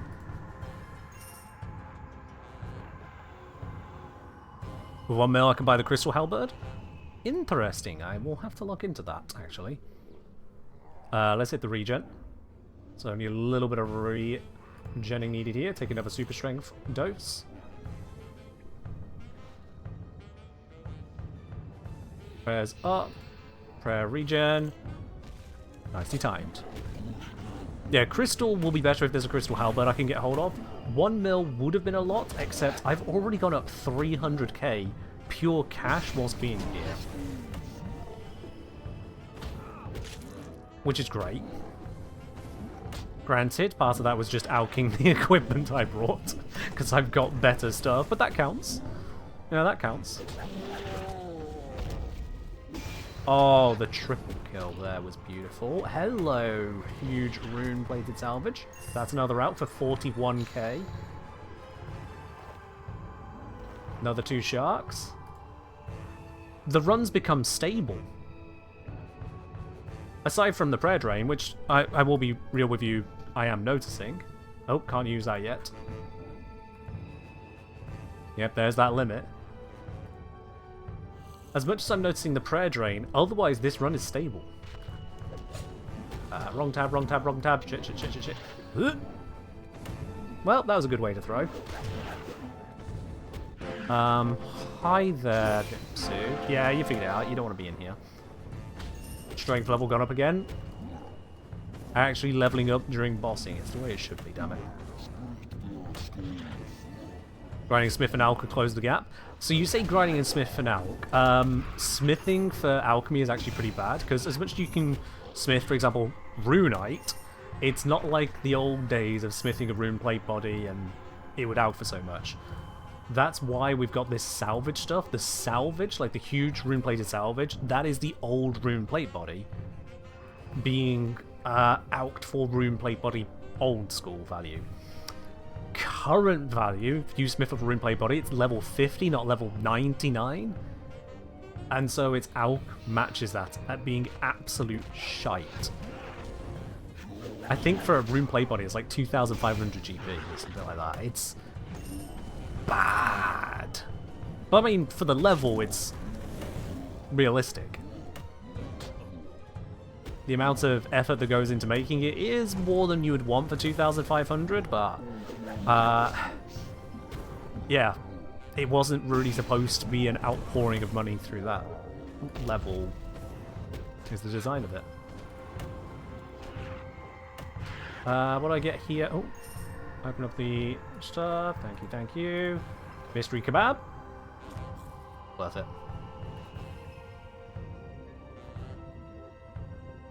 Worth it. All stats looking good. Hit the regen, please.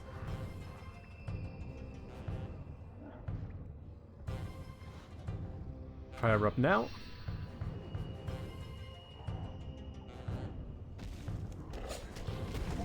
Yeah, if you're in main game where you can trade on the Grand Exchange, you can make stuff that's high demand, you get value out of it there. Absolutely, yeah. Iron Man has to look at base game mechanics, and for Iron Man, GP generation is a hell of a lot worse. I don't want those basic ass bones. Give me the clue scroll.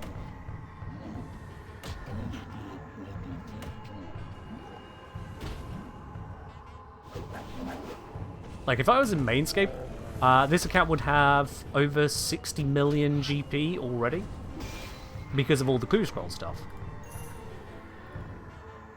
But then it wouldn't be worth anywhere near as much if everyone else had the same clue scroll buffs that I've picked up, so it's kind of a moot point. But yeah, Mainscape, some of the things you can sell, you get serious value because there's so much GP generation elsewhere, and it's had years of inflation. Let alone people just being very high level, wanting to unlock stuff they don't care to train themselves. Iron Man doesn't have that. Not even close. And that's fine. it's a little bit more of a challenge. You can't just chop down a tree, get 10 logs, and go, well, guess I own a rune plate body now.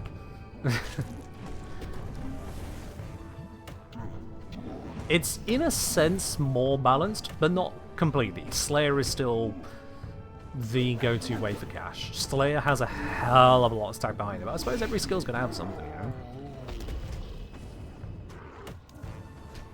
It's in a good overall spot, I would say. Ooh, another elite clue scroll, another super strength. Let's restack that, take a swig, get rid of the nearly empty one. Oops, I'm still burning Brett. Can I recharge it here? Yes, I can. Beautiful. Beautiful. Alright, one step to the side. That's where I stand. Pair up. Actually, I don't know what to stand there, do I? There we go. Ow. Big hit there. 1,200 range? What the hell?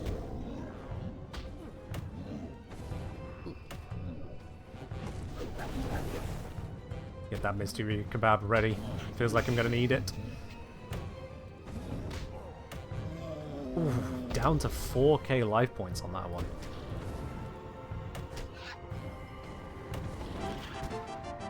Mystery kebab.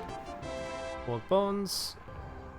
There we go. Back into position and switch to you guys. Hit the rejuvenate. Looks like I need that one. Yeah, Ash Glackle can be pretty good. I've never actually fought that, so I will take your word on it.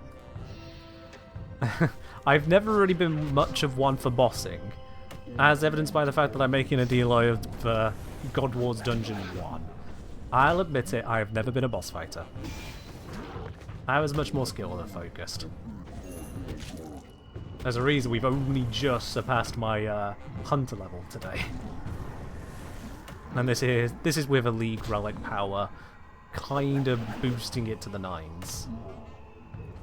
Here we go, you're down, turn off those prayers. Got another big old rune-plated salvage, don't mind if I do. Got ourselves another elite clue scroll.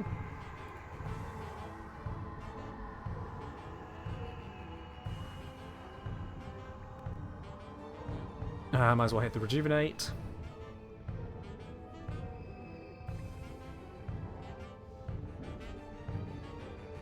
Yeah, fair do, Regulus, yeah. Yeah, I've done a decent enough amount of barrows, but only normal barrows. I've never done Barrows Rise 6, just never done it. God Wars Dungeon 2, I've done, I think, all 4 of them, but I can't be certain. I've done definitely 2 of them. I'm fairly certain a 3rd one, not sure on the 4th one. And I don't remember the names. I remember Vindicta, the name. I remember Hellweir. That's about it. Am I planning to use leagues go further? I mean, isn't that part of the design, for heck's sake? You get access to such insane buffs that it makes that level of gameplay so much more accessible. It feels like it's the intended design to give you the freedom to take a swing at it. Jad took you 4 tries? It's the way sometimes. Don't compare yourself to the people who have gotten kind of dangerously good at the game. Some people are just always built different. Instead, compare yourself to yourself. You say it took you 4 tries. That means after 3 tries, you got better. On the 4th try, you did something that you couldn't previously. That's good enough for me. There's a phrase I've been wanting to find a useful time to bring up at some point, and this is as good a time as ever. It occurs to me that one of the keys of just overall happiness is to make sure that you are good at your job and having fun with your hobbies. A lot of people's stresses seem to come down to them doing it the other way around, where they try to have a fun job and be good at their hobbies. It's not supposed to be that way around. If that happens, sure, but that shouldn't be the priority. So don't worry if you're not great at bossing. Don't worry if you're not great at skilling. Don't worry if loot scrolls piss you off to all hell on back. Be good at your job and have fun with your hobby. That's the way around to do it.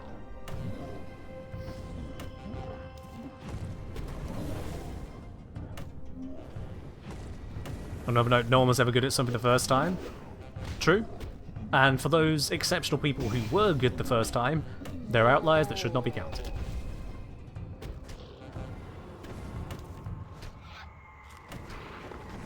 Not everyone can be an anime protagonist, and quite honestly, who wants to live the protagonist life? You see what protagonists have to deal with? Yuck. Also, 11 hard clues, 8 elites, 1 medium. I think the medium was just from the basic NPCs on the way through. I've spent much longer here. We're at 188 on the kill count.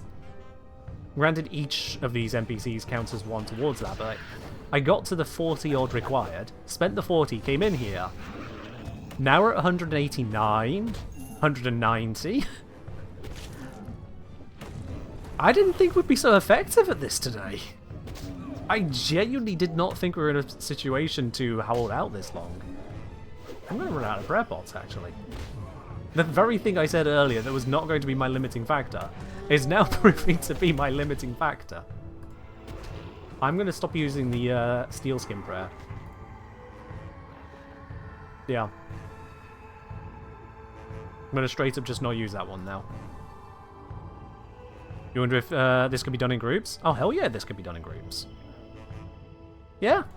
Other people could physically join me right now if they wanted to. The problem is who gets what drops.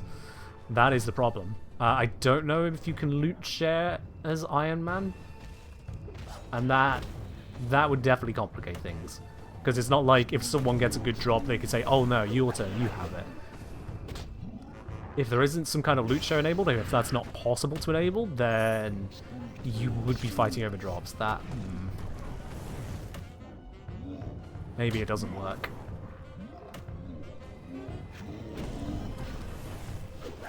Okay, serious big hits on this one. Let's get rid of you. Another hard one, thank you. Another bit there, thank you. Off.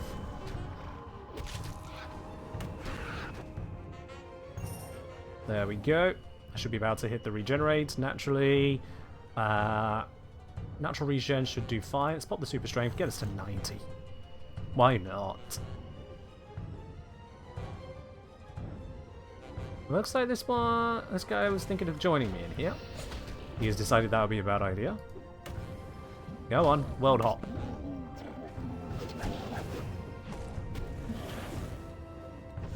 World hop. Ooh, no super strength. Okay. That's just... oh shit. Accidentally let the prayer run out. Now would be a good time for the game to drop me another set of super restores. Just saying. No? No? Okay. Okay. Do a quick little rejuvenate. Yeah, they world hopped. Good. 200 kill count. Oh, it's beautiful.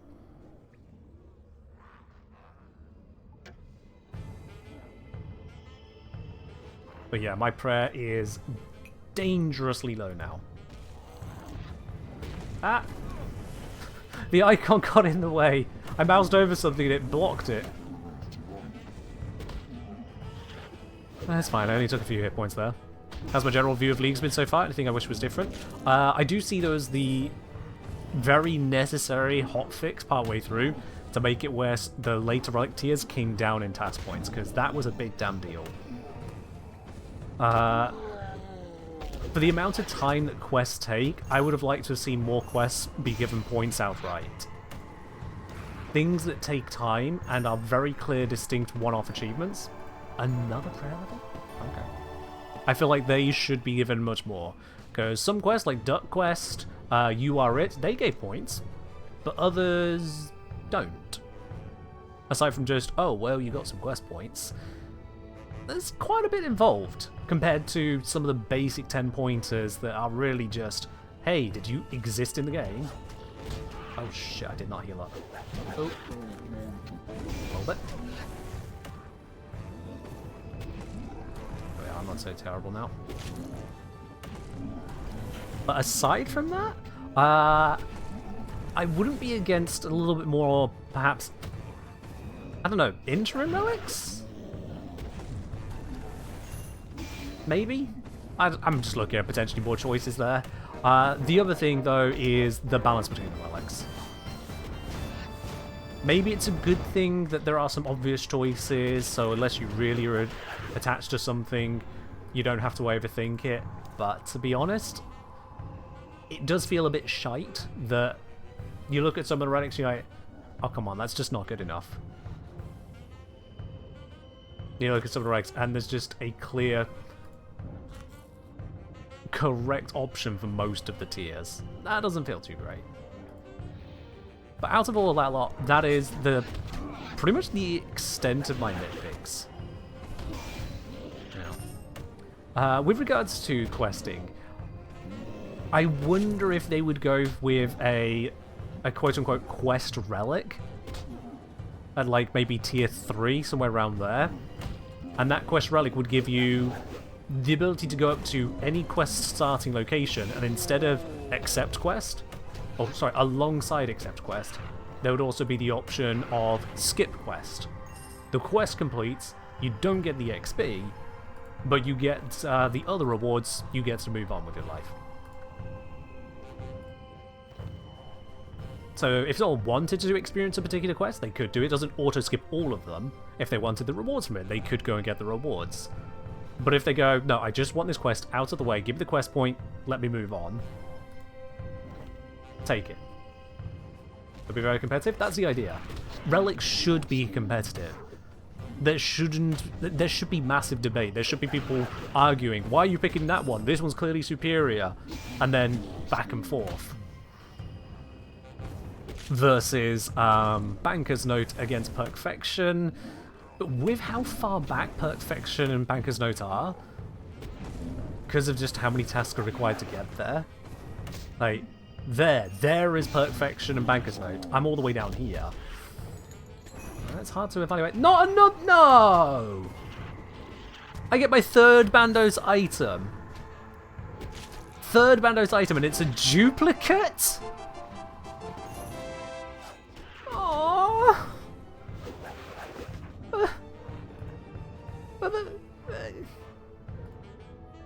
I'm nearly out of prayer. That's my last dose of prayer potion, and I get a duplicate?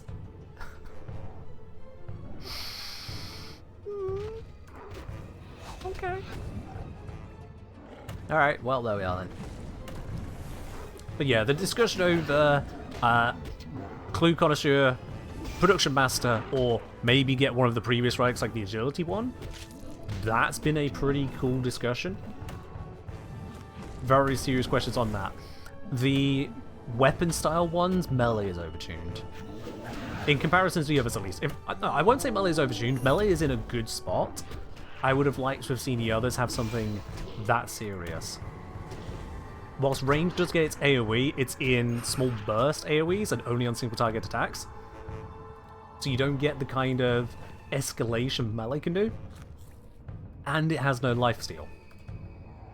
The ammo saving just is not enough.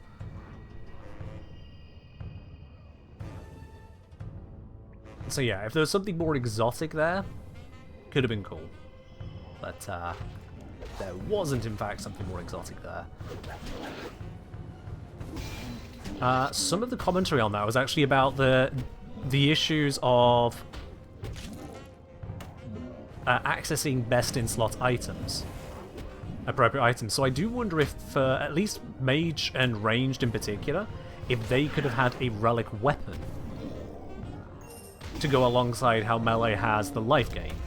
So then it's a trade-off between sustain or power up front. The relic weapon wouldn't need to have any special attacks or whatnot, but access to that tier of attack before you've even got the levels, so that you can get into the bossing to get the particular items. I wonder if maybe that could have been a trade-off. Or alternatively, lifesteal everything. It's the lazy answer. It's the one I would say would be the worst approach, other than just leaving it where it is. I would have liked seeing something more involved. They could have had prayer steal on the mage one. I don't know. Various options. Oops. Pick up the random bones. My prayer is half drained with no restores left. We are coming to the end of this run. It's been an exceptional run. Over 200 kill count here. Super restores! Ah! Thank you, Armadillo!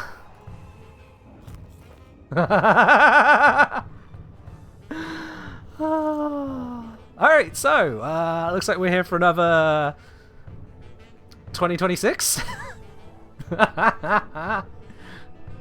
Let's pop a super strength as well.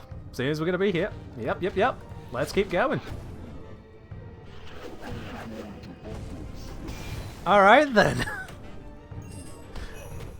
War Priest of Bandos Cape. Oh wait, War Priest of Bandos Cape? That's not as good. Do I have a cape on at the moment? I do, so I can't even save an inventory slot. Oh shit, I'm taking a lot of damage from somewhere. What the fuck? I'm below 4k. Why am I taking so much damage? Am I out of position, or did this... Oh, this one spawned in a different spot, didn't he?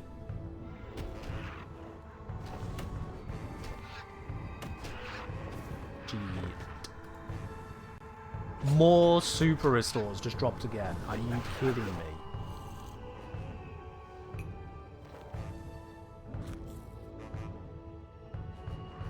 God damn. Alright, I could have sworn this was the spot I've been standing in all this time.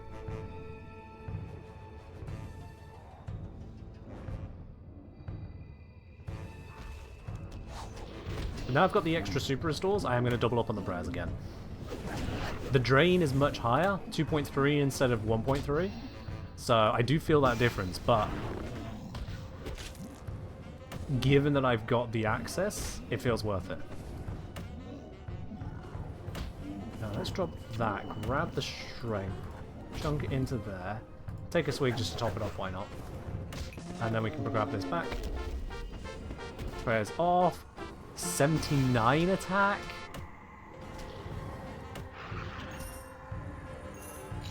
As if I'm going to hit level 80 attack here. I am. It's just wild that that's actually happening.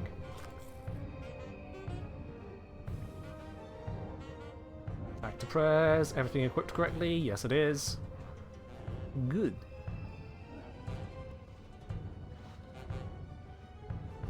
Might be able to skip T70 weapon upgrades altogether. Maybe. But then, what's the T80 halberd? Where am I going to get that one? I don't even know about that. If there's a T80 halberd, I'm assuming there is. But where am I going for that? I didn't think this far ahead. This wasn't supposed to go so well. I was supposed to come here, get like 10, maybe 15 kills, get a single Bandos piece, restock, try again, have some chatting. Do we have access to attuned crystal weaponry? Access is an interesting choice of wording there. I don't know what the process would be to get hold of it.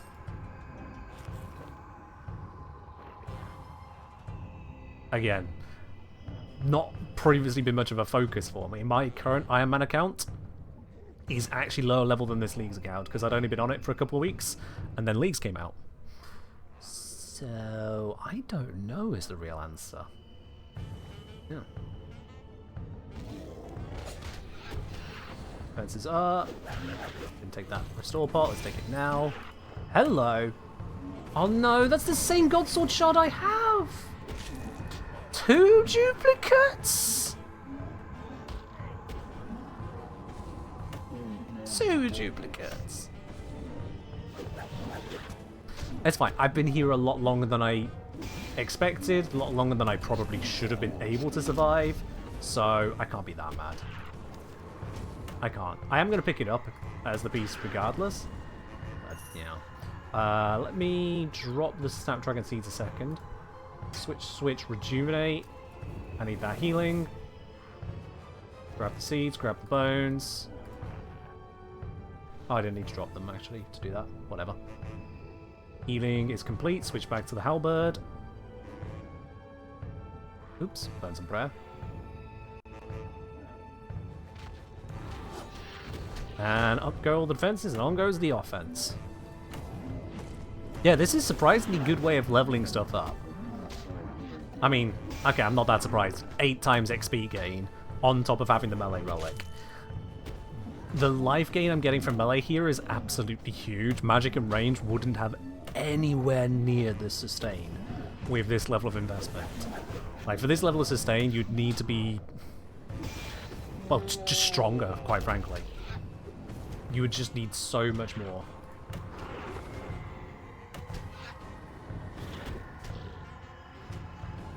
Can I kill that with the AoE? There we go, beautiful. War Priest of Ban... Not War Priest, I want the real stuff.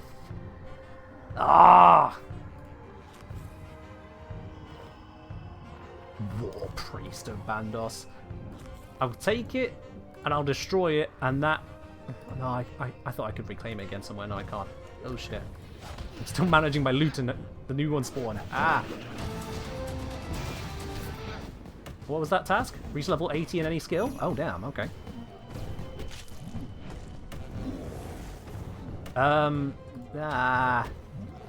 What drop, what keep, what? I've got loot, shit. Right. Drop a super, restore. So I've got inventory space that I'm gonna need. Bando's helmet! Actual proper, real Bando's helmet. Thank you. That's more like it.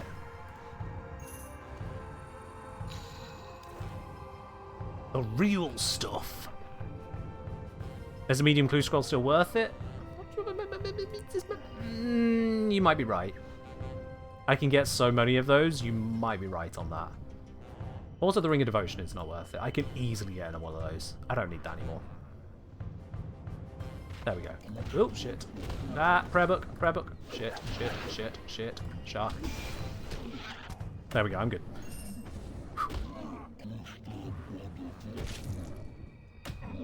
Cool. Strength buff is down a few levels. Let's give it another dose of that. Why not? They're dropping elites and hearts. So yeah, the medium is taking up a spot. Yoink. Stuff and stuff. Thank you very much. Bury the bones. Let's destroy it. I do need the inventory space. If I'm going to keep the War Priest stuff, I need the space. And the duplicate shard and gloves. I'm frustrated at the duplicate there, but... it's not the end of the world, is it? Do they Alkwell? Oh, the Alkwell! 150k! Oh, yes. Oop. Defenses. 150k is a lovely alk on that extra guard charge. What about the gloves? Gloves out for 11k. That is... it's a Bandosian component I can potentially use later. So yeah, do I hold the Godsword Shard or do I alk it right now is the question. Because I don't remember what they disassemble into. To say if it would be worth using for that instead later.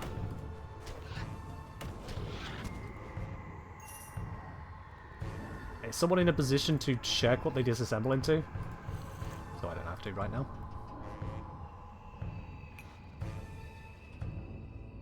Specifically the Godsword Shard too.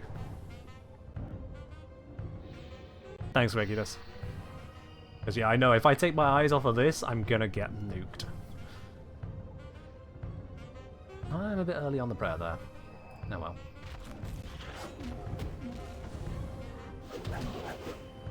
Ooh, 4309 crit. Don't mind if I do. You are out of range again. You.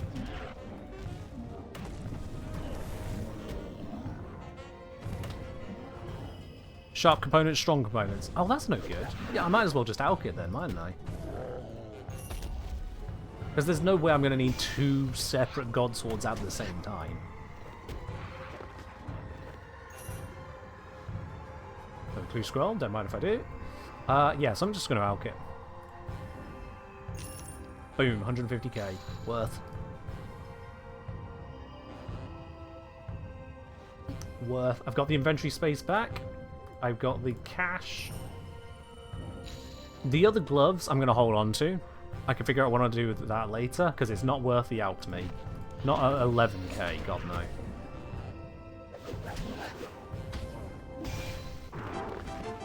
Defense is hit 73. Combat's now 102. Oh, the only bad thing about this is that I'm getting very low summoning charms for the amount of combat I'm doing. Very low in comparison, so that's going to leave that a bit behind. Ah, damn, the sergeants respawned. And they respawned after the AoE ability. Not one of them.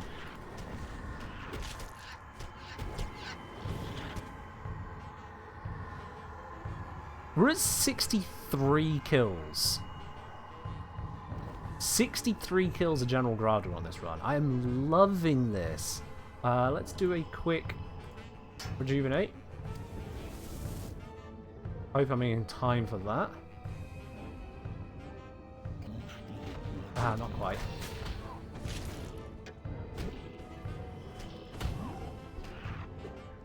Where's there we go. Oops, a bit of an item switch mishap there. My bad.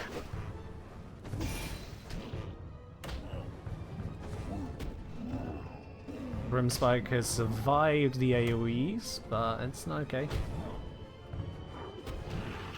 There we go. Strong Stack has just respawned. How dare. Strong Stack has been sent back to the Shadow Realm. There we go. Grab the alcohols.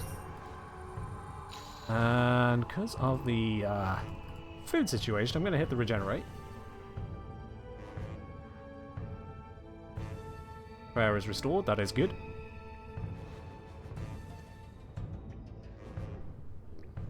Okay, regenerate, please. Hello. Hello. Shit. Well, that's not good. I'm going to have to hope I can recover pretty nicely during this fight. Ow. And once again, Grimspike is out of range of AoE. That is not good. Gonna have to pop a shark.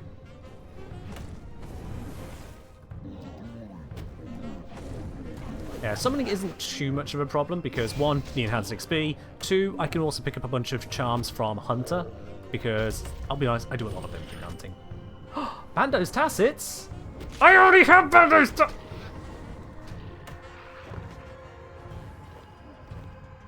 I mean, I've got a bunch of uniques. I have got a bunch of uniques, but another?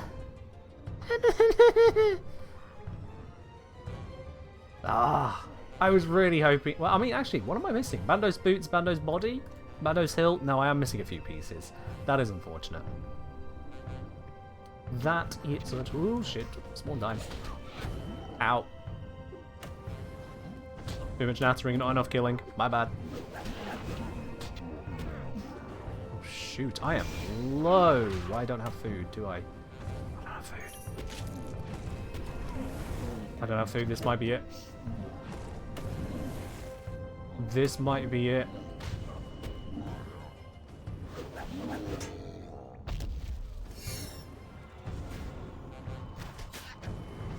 Yeah, I'm calling it here. I am calling it here. Unless I can get a good regen right now. Which I'm trying. Come on. It's pushing me. If it... it is over 6k. Oh, we risk it. We risk it. Let's go another.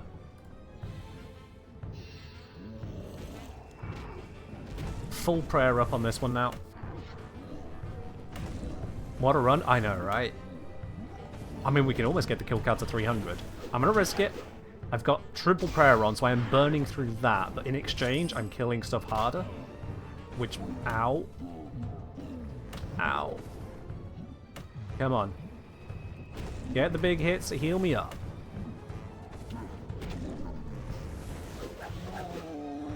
Didn't drop below 4k that run. Bandos War Shield. I forgot that was a Bandos War Shield on the drop table these days. Alright, sweet. So that's another pickup. That's a replacement for my Orichalcum. Oh, hello. Yeah, actually. And it gives a life point and prayer bonus, whereas this one does not. Oh, damn. Alright, well, let's safety pray so I can alch the old shield. Because I got a new shield. Hell yeah. Alright then. We keep on winning. 5 sergeants down. Very good. Holding on to the full prayer here. Hopefully we can blast this through. Let's take a sip of the strength pot. Taking a big hit there. We're below the 4k. 4k was my kind of safety threshold. Killed before the sergeants come back. Starved Ancient Effigy. When was the last time I saw one of you? Hello, beautiful. I do not have the skills to act on that effigy right now. Oh, that's a pickup. That is a pickup. Can I rejuvenate?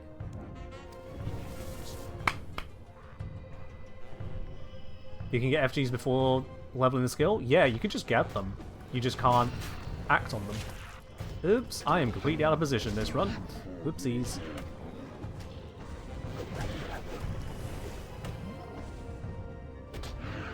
On smash, take him out. Nice. Very nice.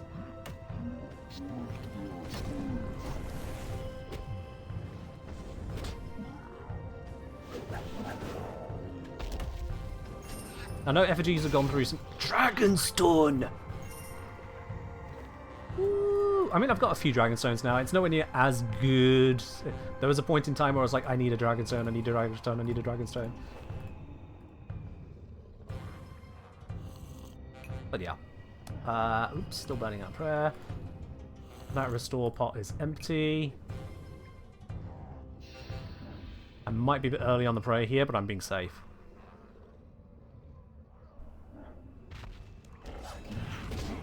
All I'm going to do is donate to museum. Nah, I can just hold on to that effigy. It's not going to be long until I can start getting the skills to utilize it regular. Because of the 8 times XP gain, that's going to be accessible. Sharks! Yours. Once again, Grimspike has spawned out of range. Frustrating, but you know, we deal with it. Smash will kill him, actually. There we go. Damn, strong stack came back.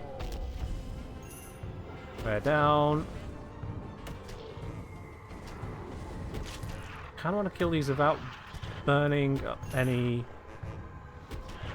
of this adrenaline. There we go.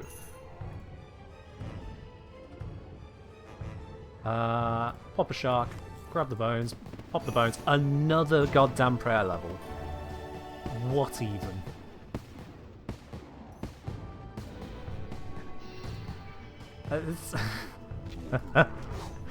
We're over 300 kill count. Does it say 70 Grador kills?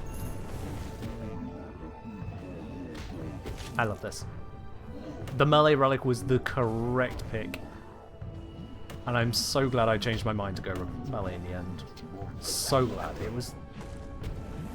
I wanted the magic one to be good because I prefer magic as a combat style in general. I always have. But I realized that the reason I wanted to take the magic relic wasn't because it was good and would work well for me. I wanted to take the magic relic because I wanted the magic relic to be good. And that is not the correct reason to pick such a relic. It's just not. I would have been cutting off my nose to spite my face. I can't justify that. We're about sensibility here. Practicality. And that practicality forbids throwing away the relic. What's my take on Ancient Magics as a Magic main? Back in the day, amazing. They were just incredible. Since abilities became a thing, I've not utilized them much, but they're nowhere near as impressively powerful, is what I'm seeing from them. Just the weapon you have carries so much more. I mean, I look at the Serum curses in particular, I'm like, okay. They exist, I guess. High-level Sentistan spells are good. Okay. High-level Sentistan spells. Again, there's a period of time where I wasn't part of RuneScape because I've been warframing. You're gonna have to fill me in on this one. High-level Sentistan spells. What detail am I missing on this one? Oh, don't go for the mage. Soul Split? No, Soul Split is the curse. Looks like. Curses are different. Curses are ancient. Ancient curses. Curses are ancient in comparison, at least with Soul Split. Everyone knows about Soul Split. Soul Split is amazing. Zaros' gift to PVM, just in general, and PvP a bit.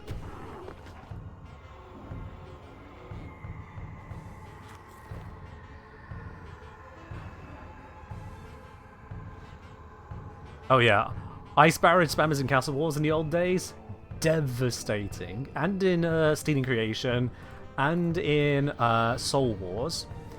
However, Soul Wars, I hold one moment there dear to my heart. One dear to my heart. Oh yeah, Animate Dead. Yeah, that's an amazing one that guy added in. Yeah, very much so. But yeah, one moment dear to my heart in Soul Wars. There were those ice barrages or blood barrages, either which one working away. They would camp the spawns, people would be funneling out because there was so many people at Soul Wars, and then they'd just get... Oh, shit. Yeah. And then they would just get so many hits on so many people, so many kills, it was great for them. Absolutely insane. But, one thing they never could have accounted for, one thing they never wanted to account for, is the idea that someone would turn up on lunar spells. They weren't prepared for someone to step into that kill box full of people being barraged down with ice barrage, no less. And for, in the very early days of this spell having come out, for me to cast Group Vengeance. It hadn't been out very long at that time. I had rushed to get Group Vengeance as soon as I could, because Lunar Spell with Vengeance everyone, that was great. Again, I just love the concept of Lunars, even if a lot of their spells are kind of stupid. I cast that Group Vengeance, all of a sudden 25 people at once, I think it was at the time, got hit with the Vengeance spell, and then at the same time hit with Ice Barrage. The mage attacking us had no time to react. 75 Guardian kills. No time to react, as every single person they hit sent back 75% of the damage they just got dealt. And considering this guy was trying his best to deal lethal damage in a few casts, he got hit with many times over lethal damage to himself. In one single giant shout of taste vengeance, everyone who was being murdered time and time again realized, oh, we can just leave now. Okay then. It was beautiful. It was beautiful. Not many times I got to utilize that, to be honest. Certainly when populations shifted, as the way things went. The heyday of minigames is very much gone. But back when it was, when I could pull it off, it was beautiful to turn that around. It was beautiful. This inventory is starting to look ridiculously full. I am running out of options here. Which is kind of good. I've got just like all of this loot. Holy shit. Yeah, Lunar Isle. Lovely place. I mean, it's kind of a grim, desolate place, but a lovely place. It's got a weird kind of charm to it. Very weird, very charming. I I always feel like there could have been more done with the lunar spells. Even now, there is the lunar spell plank make, and it is basically completely pointless in comparison to the fact you can just make the planks in Fort for in 3 without a GP cost. At the very least, nowadays, the lunar spell plank make shouldn't have a GP cost attached. Is my particular take on that. There are a number of aspects of the game which are just out of date and not been touched since. And honestly, I do get that in terms of development cycles, it is impossible to keep up with that stuff. I really do get it. It's still a shame. Fort destroyed the money sink planks were supposed to be. They did on that side, you're very right. I don't know if it was enough of a money sink by that point because of just the ways of training construction anyway, and construction needed a revamp. RS3's player-owned houses are not good. Quaint in an old way. Fort for in 3 is a brilliant addition. Perhaps overtuned, but honestly, for the amount of effort and investment, why not have some overtuned stuff? PvE at the end of the day. I don't even need this diamond. I'm going to cut and drop the diamond. I don't want the diamond. If I need diamonds, I can get diamonds. Gonna hit the basic regen on this one. Pop a super strength. How's my prayer? Oh shit, prayer is bad. There we are. Prayer is no longer bad.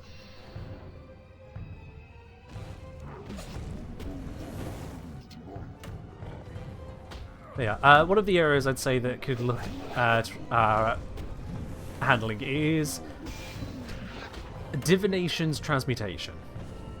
On release, it was bad. And it remains bad. Oh, shit! Oh, fuck, the prayers went. The prayer wasn't on, the prayer wasn't on, prayer wasn't on. Oh, no!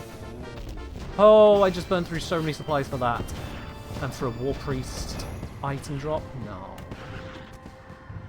Oh, I took so much more damage than I needed to take there.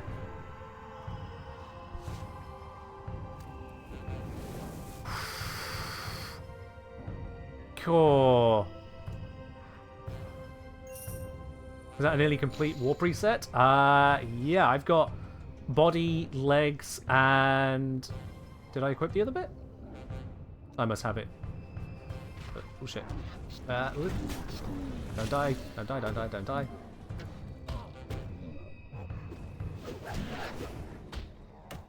Ah, yeah. Cape, that was the other one. Body, legs, cape. Might be worth to regroup the inventory space. I'm handling for the moment. It's just we're at the tail end of things I can reasonably discard.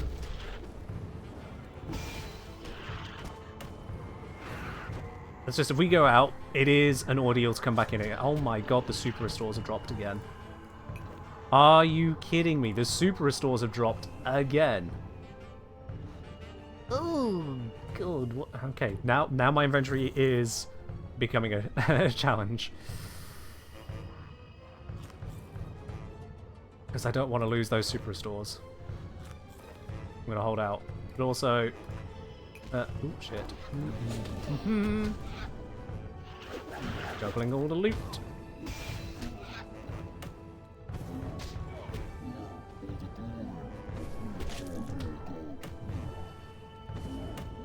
Brimspike surviving on literally 200 hit points. Wow, okay.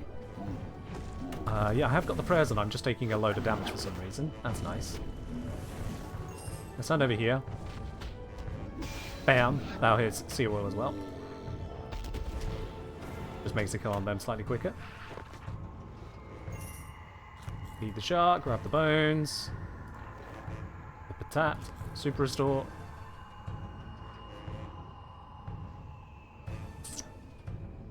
And yeah, let's just pop a dose. I came in here with, what was it, like 75 attack and strength? And now they're both at 80?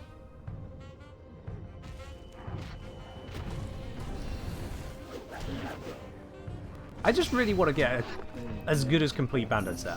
Either the Bandos body or Bandos boots. Or hilt. There's 3 uniques I haven't got yet. Any one of them are going to feel a lot better than where I'm currently at. Granted, if I get the hilt, I'll still be 2 pieces away from a God Sword. And I'm now leveling past a God Sword's usefulness. Which is wild to say. Maybe I do get rid of the gloves. No. If I'm thinking of getting rid of the gloves, I really should just be leaving, shouldn't I? Yeah. I've been... Oh. Teleport.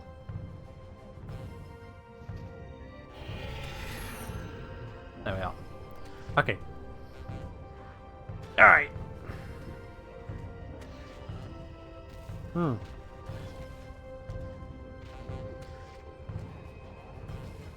I know I've left some bones in there. Honestly, don't care. That was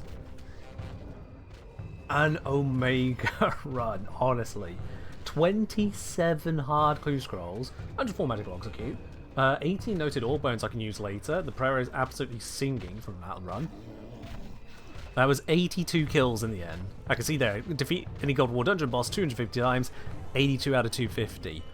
What the hell? Defense went up from, I think, 65, 66 to 74. Prayer leveled up, I think, 3 times? 4 times, because there's a level 57 level up here. 4 prayer levels just from burying the goddamn bones. Oh, what? That is so stupid. I love it. So stupid. So yeah, get the belly relic. It's amazing. The AoE power, you see the effect there, that I could hit Grimspike on Spawn most of the time, on top of hitting the other 2. On top of the lifesteal.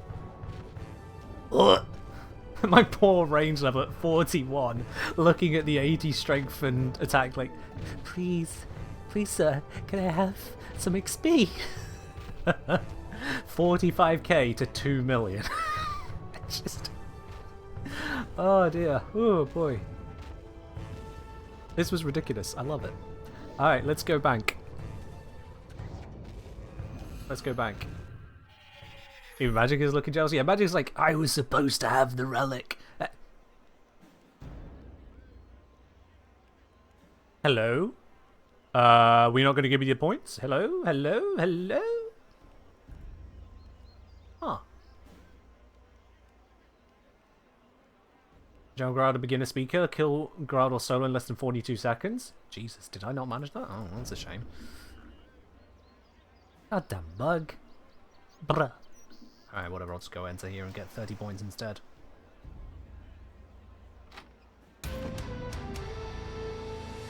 That worked. Just casually do that. Ooh, equip a full set of Bandos armor. That is definitely having to go at me there. Oh, what a run. All of these Limpwork routes are going to be so good. Dragonstone is nice. Clue scrolls into the clue scroll tab. And oh boy howdy. Oh boy howdy. Let's sort these, shall we? There we go. Oh. Alright. Snapdragons. I got quite a few seeds there. 12 seeds is going to do me a lot of good. Let's drop off all of these bits and pieces. You go into there. You go into there. Thank you.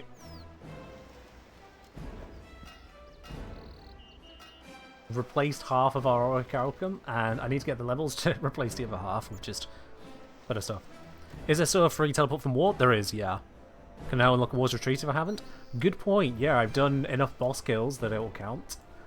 I don't really need it because I do have my teleport to here, but I suppose, yeah, I've never unlocked it before because I just never put in the effort to go claim it. Just shove stuff in now. The rest can just sit there. This is nice. I won't use it right now because if I do Tears of Gothics now. They either give it to range or necromancy. I think necromancy. And that'd just be stupid.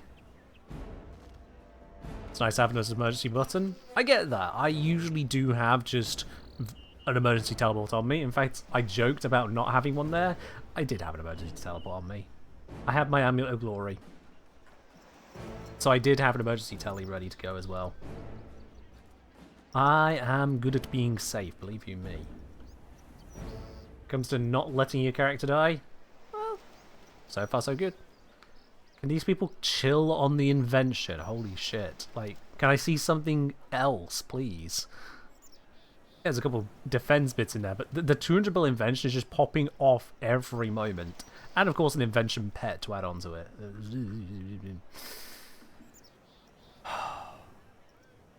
Oh, what a run. What a run. Do I do a run of opening up these elite clues? Because I've done some easies, mediums, and hards so far. I forget how many of each I've done. I can check, actually. Clue. So I've done 5 easies, 17 mediums, and just 2 hards so far. Which shows you just how many ridiculous items you can get from them if you have the clue relic. So I've only opened up 17 total clue scrolls, and you can see the stuff. I can near enough equip a full set of Armadillo. I've even got some golden thread to go with the ranger boots I have just lying right there, which by the way need to be reshuffled back to where they belong. I've gotten to the point of skilling, just wearing Armadillo top, bottom, cape, ranger boots, and samurai casa, just to kind of, like, yeah, I got these bits and pieces lying around. Sup? Guess why not? Regular say could get another lucky god item drop for options moving to other good one bosses. Well, here's the thing actually, because of the god items I just picked up, in terms of the Bandos gear, that already covers me. I now can just equip the Bandos gear, and that counts as my Bandos item. So I've already hit a major milestone right there. Major. Let's have a look at this effigy. What's the effigy one? As you expect, you begin to feel a strange sensation of like search your mind and drawing on your knowledge. Buildings and security, so it's either construction or thieving. Ah yes, my level 58 and level 55 skills. Ah.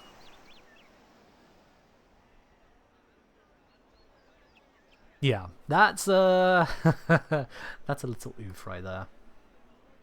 Could do Kriara's early on or Krill. Kriara, can you hit them with melee? I know back in the day you couldn't. Don't know if they ever changed that. Can I actually even fight Kriara with my melee? Actually, do halberds... Wait. Halberds are different. They have extra range. Do halberds hit Kriara? Let me check this. Kriara. Blah, blah, blah, blah, blah, blah, blah, blah, blah. Need range. Okay, I need 70 range to enter in the first place. I have 41, so that's already out. But gotta keep reading past that. Can only be killed with magic, range, or necromancy. Darn. Yep. Yep, that's completely out. So, yeah, Kriara is the domain of those who did not pick the melee relic, or otherwise wish to just play by, you know, more normal rules. Also, I was going to check when you get the spells, curses, that sort of thing. So let's see. Yeah, ancient curses are unlocked at tier 5. So when you pick up the melee relic, because you're going to pick up the melee relic, maybe necromancy, but the melee one. Yes, you do get your ancient curses then, and you can swap to them. So that's cool. If I had sufficient prayer level, I could indeed activate those curses. Is it 70 con for Zamorak? Well, I have 78, so if so, that's covered, and I think you're right there. So Zamorak's one is Krill Tsutsoroth, I think it is. Demon in God Wars Dungeon, blah blah blah blah blah. How do get to requirements, please?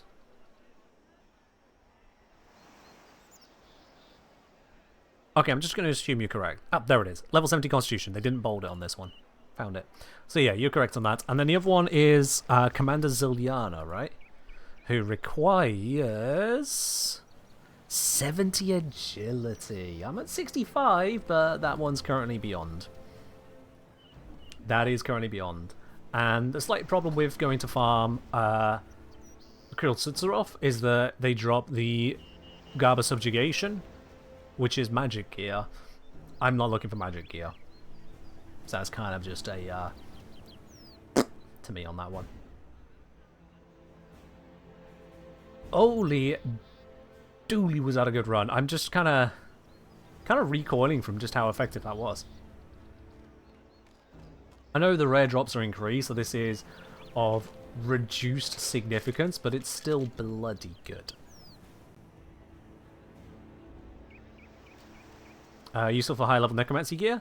There is, but that requires getting into necromancy and whatnot first. And as much as necromancy is effective, it's not as effective as relic-buffed melee. So necromancy to me at this point is a level and move on, unless it comes to actually fighting Raziel. Which, doable, but I can just push all that off to another consideration entirely. These almost always 6 main style possible. One would expect as much, yes. It is buffed. That 100% hit rate. Let's not gloss over that there. That 100% hit rate is a big damn deal, because I was using a goddamn Dragon Halberd for that. Where's the Halley? There it is. So Dragon Halberd, accuracy... Actually, let's get my actual accuracy stats. So my accuracy stat at the moment, and this has gone up during the fighting there, is 1901, okay? And if I go to Grador, Grador's tank is armor 1299 with a base hit chance of 50 multiplier on melee. By god, it's 10 on range. You need the range rolling to hit him then. So we take the 1901 times 0.5, 950.5, 950.5 divided by the 1299. So typically I'd have hit chance of 73%, which in RS3 currently it's everything got the necromancy treatment. So instead of having a hit chance in PVM, your hit amount comes down. So if you have a 50% hit chance, you deal half damage rather than miss half the time, which is nice. It means your big ultimates never miss, they're just half as effective. So going from that 73% to guaranteed 100%, that's increasing my damage output by about a third there. That's big. In fact, it's over a third. That is very big. 73% of the time to kill is a huge benefit. And also the cash stack. Oh my. The cash stack has gone up 1.2 mil there.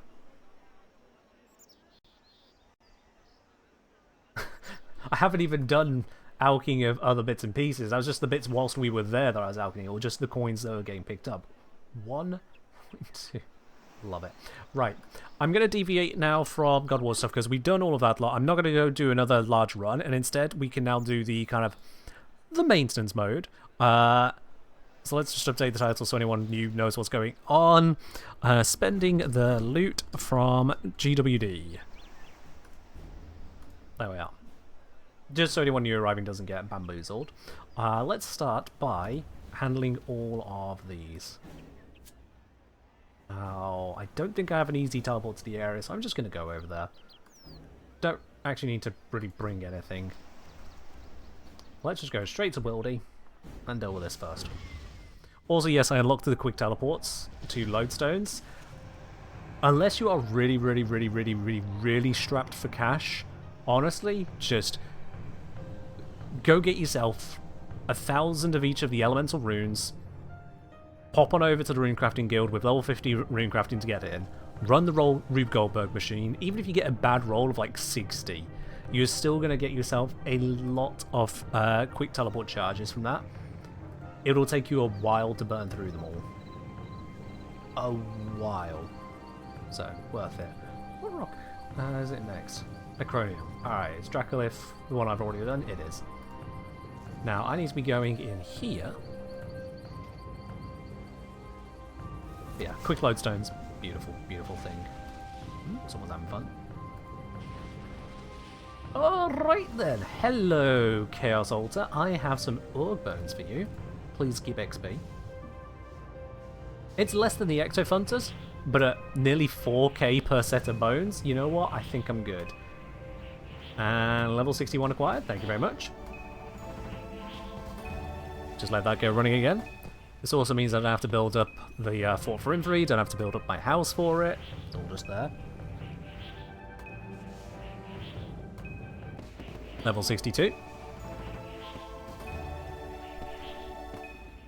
So we got 4 levels during the fighting, and another 2 levels just now.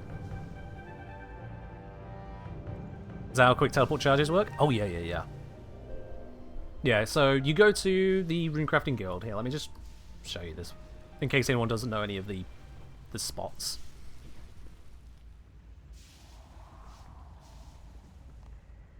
So, easiest way to get to the Runecrafting Guild, for anyone who doesn't know, any level you can do this, but you need 50 to enter still. Grab your Wicked Hood, Runecrafting Guild teleport. It's free. Bam, there you are. You pop on into your Runecrafting Guild.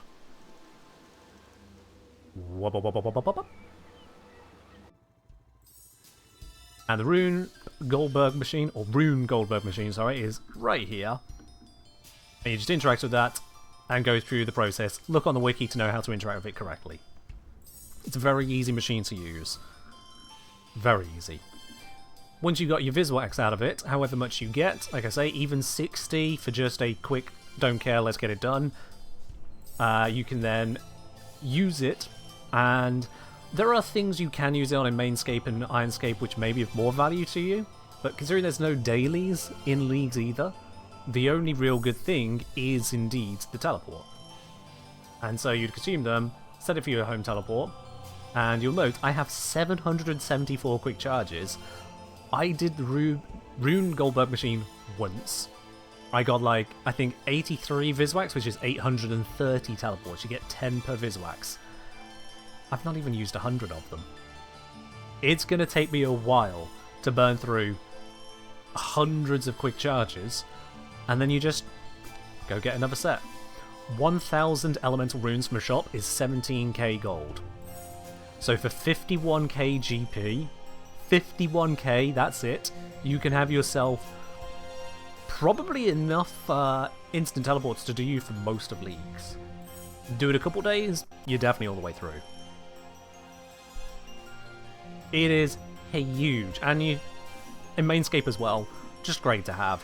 Rune Goldberg machine in Mainscape, there's a friends chat and forum post that's usually been updated that tells you how to find out pretty much the best runes for it. If you got 99 rune crafting, your skill cape will tell you the best rune for the bit where no one else can help you, which means you'll get the very best results out of it every single day that you use it.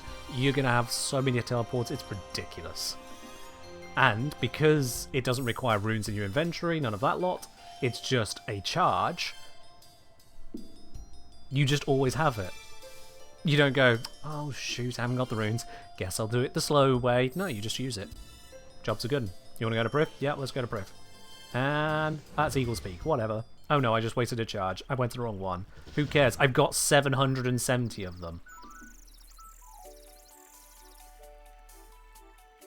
It's brilliant. Love it. But if you have free teleports, that's even better. And that is why I'm continuously wearing my Skull of Slaying, because it is my free teleport here, for example. And also is a free teleport to Priv, because you can use it to teleport to Morvaran. So yeah, good shit right there. Okay, next thing to utilize. Can't do anything with the Godsword Shard for now. The Bandos Gear is Bandos Gear is Bandos Gear.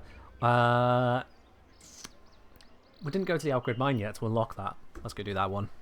So, faster way there would be to use these rings of dueling I've got, and I've got a bunch of them, so let's go. Head to Oasis. I didn't bring my pickaxe.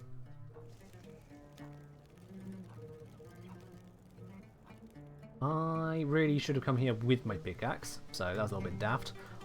There is a bank just up and around the corner here, so I'm just going to go that way first.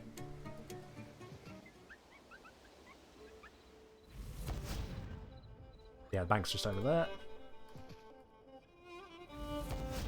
Not the best dashes I've ever done.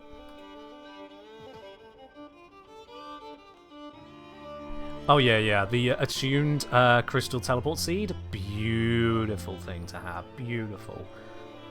On Mainscape, I have just all of these stupid lots of teleports set up for clue scrolls, and that's part of the reason I picked the clue relic here, is I realized that basically 90% of my teleport setup was to make it where I could do clue scrolls faster.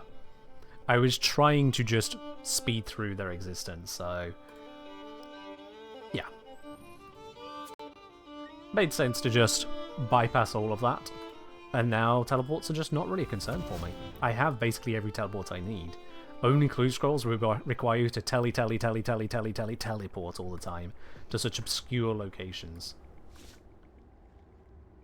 Young Impling sucks. Magpie Impling? That doesn't suck. Hello, Magpie. What you got for me? You've got 4 diamonds. Sweet. That's very thematically fitting to the area. Hop inside. 91k Dungeoneering XP. Young, and baby. Wow, what horrible spawns. But I've got access to the Dracolith, the Nechrite, and the precious gem rocks. Sweet. Not that these are great though, they take a lot more mining than the ones outside. But these give beyond diamond, they have a chance of going into Dragonstone if I recall, and they have no chance of giving sapphires. I think. Or am I remembering it incorrectly? I might be remembering it incorrectly now. I say that. Precious gem rock. Let's double check. I am remembering it wrong. These ones do just not sapphire. Shoot. I thought these ones could do Dragonstone as well. Oh, well, that's frustrating. Oh well, I still got the Impling access. Is there a limit on the Precious Gem Porter, if not its insane relic effect? Limit? What limit? Where would one see a limit? Let me see here. Excavator. Bank ores and archaeology materials automatically when mining and excavating. Gems are automatically cut when mined. And they are cut and then sent to bank. Yeah, no limit. No limit. And because it's cutting them, I'm doing the crafting. So, watch this. My crafting XP at the moment is 629k. Okay? 629k, remember that. We're just going to go through one stamina bar. 629k crafting XP is where we just started doing this. And we're going to do one stamina bar. Now, it's going to take a moment for all that to go through, of course. As I mine my sapphires, my emeralds, my rubies. Might even get a diamond in here. We're holding on to that number 629. Just a little bit further for the stamina to run down.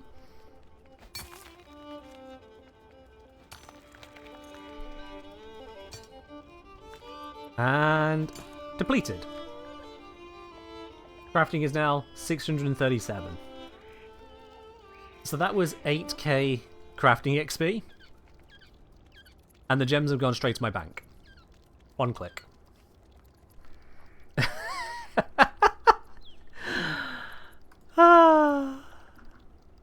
Yeah, kind of crazy. So let me just remind myself of the different gem rock. So this is the uncommon gem rock, which gives... I see, yeah, now I see the distinction. I remember where I got confused now. So this gives sapphire to ruby only. The precious one that I just unlocked inside of Mysterious Entrance there is emerald to diamond. And then the prifdinous ones, they give all the way from sapphire right through to dragonstone. And it's the rare gem rock found at an even higher resource dungeon or Lunar Isle that gives you emerald to dragonstone. There's so many gem rocks these days. But yeah.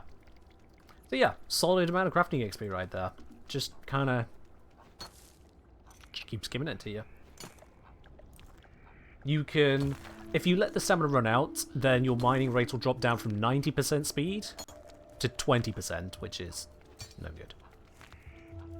There's also one that gives the bulk gemstones. Correct, yeah. So the opal, jade, and topaz can be mined from the basic gem rock, the common gem rock, which is found in the Birthorpe Cave in particular. So it's stupidly easy to access. You can do the mining there for that. And they're used for more than just bolts, by the way, as well now. You've also got access to the silver jewellery, which uses those gems. A lot of it is a bit pants. Some of it is useful. It's a mixed bag, as jewellery tends to be. But yeah, you've got access to those ones. Now, the downside of gem mining like this is it gives you no smithing XP, no smithing materials, and no geodes. So you are missing out on a chunk of the opportunities there in the trade-off for gaining that kind of ridiculous crafting XP, if we're quite honest. And out of the crafting XP options, this one is the most efficient. You get the most gem per mining here. You see, pretty much every swing I'm getting a gem. It just misses out on the diamonds and dragonstones for that trade-off. So it depends on what you need. Geodes, a single spirit child of extra steps. Regulus. Regulus. Oh, you poor lad. Yeah, Regulus. That's before you get the relic. Are you not familiar with what the mining relic does? Hold on, let me mine a rock here. I think I have the skills to mine the Dracolift. Yeah, I do. We'll just mine this for a little bit until I get a geode. Oh shit! I just hit 70 mining. Well, that's nice. I guess I'll mine the Nechrite instead. Which is part of the reason I unlocked this area. Now I have this Nechrite. Very good. Leagues of Dazzling Mystery, everything you've learned is from my streams. Oh, honestly valid. Completely valid. Leagues is so much of RuneScape on steroids, and it's all the good side of it. It's been genuinely so enjoyable. Hello, Mirrorlabe. Hey, look, we got a geode. Alright then, so, fingers crossed on the results here. Let's see, do I get a Spirit Shard? I break open the geode and find 5 animal furs, which at Grand Exchange price will be 6.5k each, were this mainscape. Those are archaeology materials. So as part of the mining relic, all geodes give archaeology materials, and not a small amount of them neither. Not a small amount of them. On top of the fact that the mining relic is the excavator relic, it covers archaeology as well as mining. And part of that is to make it where all material costs for all restorations are halved, rounded down. So you get a shit ton more materials. You get progress that much faster. You don't need to bank at all. It auto screens the soil.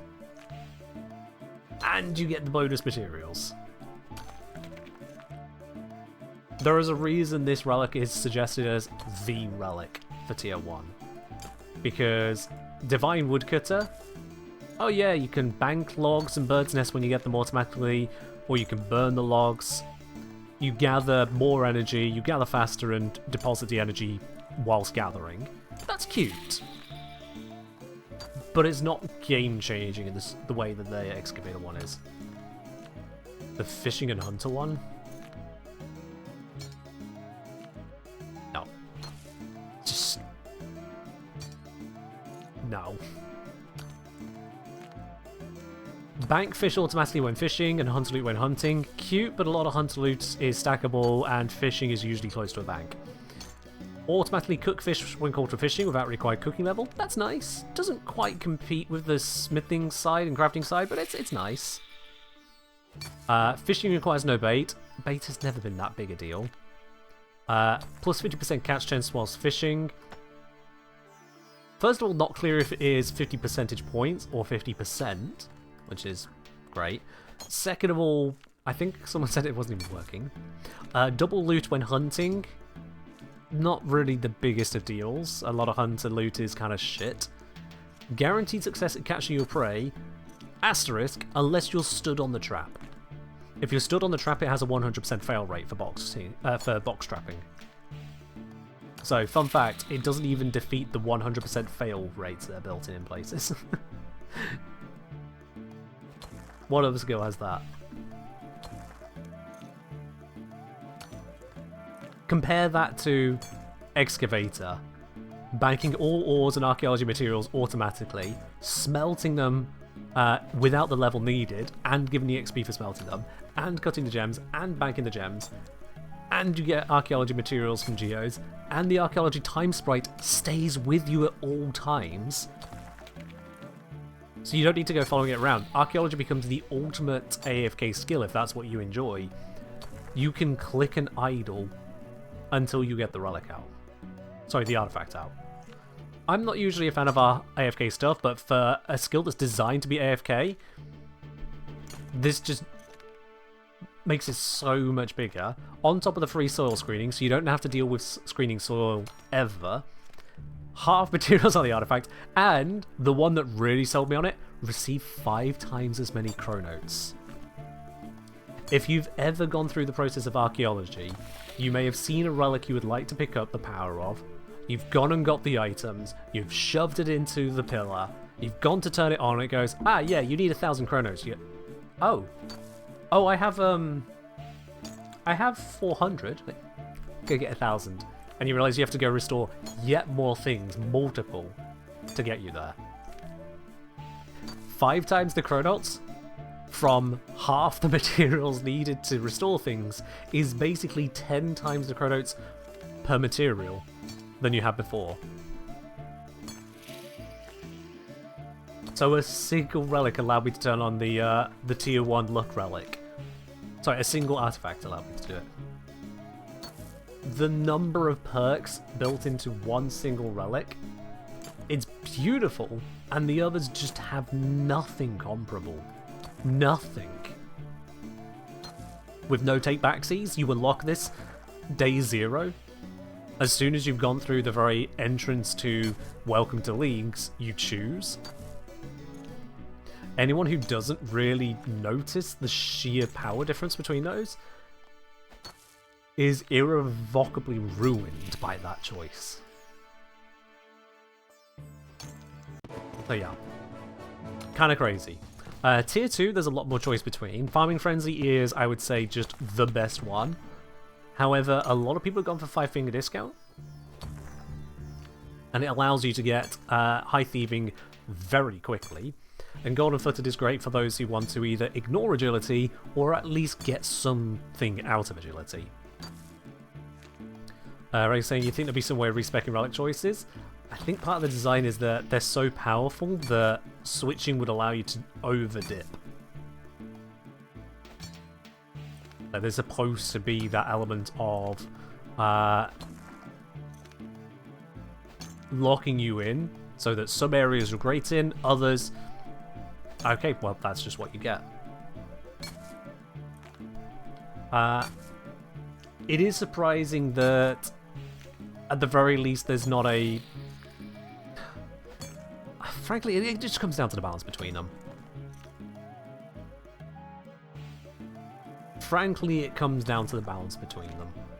There wouldn't be a need to go back and switch if each one was actually solidly, stonkingly good. And Excavator just pulls so far ahead of the others. I mean, Animal Wrangler doesn't even give you the ability to set up all of your traps at once without leveling it up. Of all the mundane little details to not include, that just seems like an odd one to just... a free give there, you know? I wouldn't imagine there's that many people who are specifically subbing additional accounts just to try out the different relics. I'm not saying zero, not at all. There are going to be some, because there's someone for everything. But I wouldn't think it'll be enough to move the needle to say, here, let's lock people out of switching relics specifically for that reason.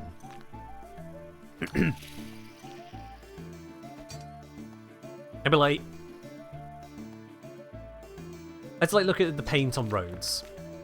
The paint on roads for your typical road divider line is white, at least here in the country, white dashed lines. Now it might turn out that white paint is cheaper than other colours of paint. The price of the paint is not the reason they've gone with white.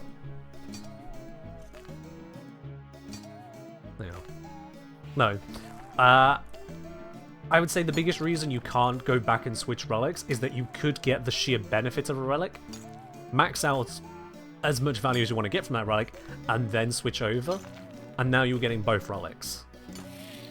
Rather than the idea of switching being giving up one to go to the other. You can't give up what you've already got from it.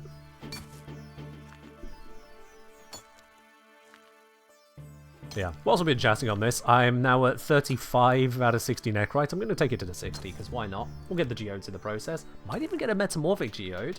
And if I cross my fingers really, really, really, really tightly, every single thing I can cross my toes, ow. Maybe? If I get an Ignis Geode, sorry, a Metamorphic Geode, maybe I can get an Onyx. There are so many levels of maybe on that, it's not going to happen. But what if? Also, can a good Impling spawn whilst I'm here, please? These are embarrassingly low level. There's a task of mining Necrite in Mauritania? Oh, shit. Necrite, where in Mauritania? Doesn't say. Shit. That is unhelpful. Let me have a look. Necrite rock. Thank you, Wiki. World first, Zamrak has been defeated by a team of 4 and M range of 100. Congratulations to Millie Zilly, Robinus Cake, Sam Guamji, love the name, and Strexy. Yeah, well done. Okay, let's see. Alcarid, Desert Mining Camp, Uza Mine, Warforged, South on Mine, Wilderness. Wait, did you say...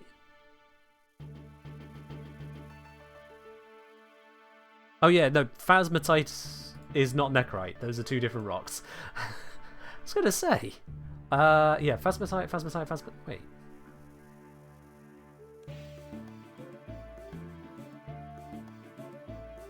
Oh, I see, yeah, okay. What is Phasmatite used for normally?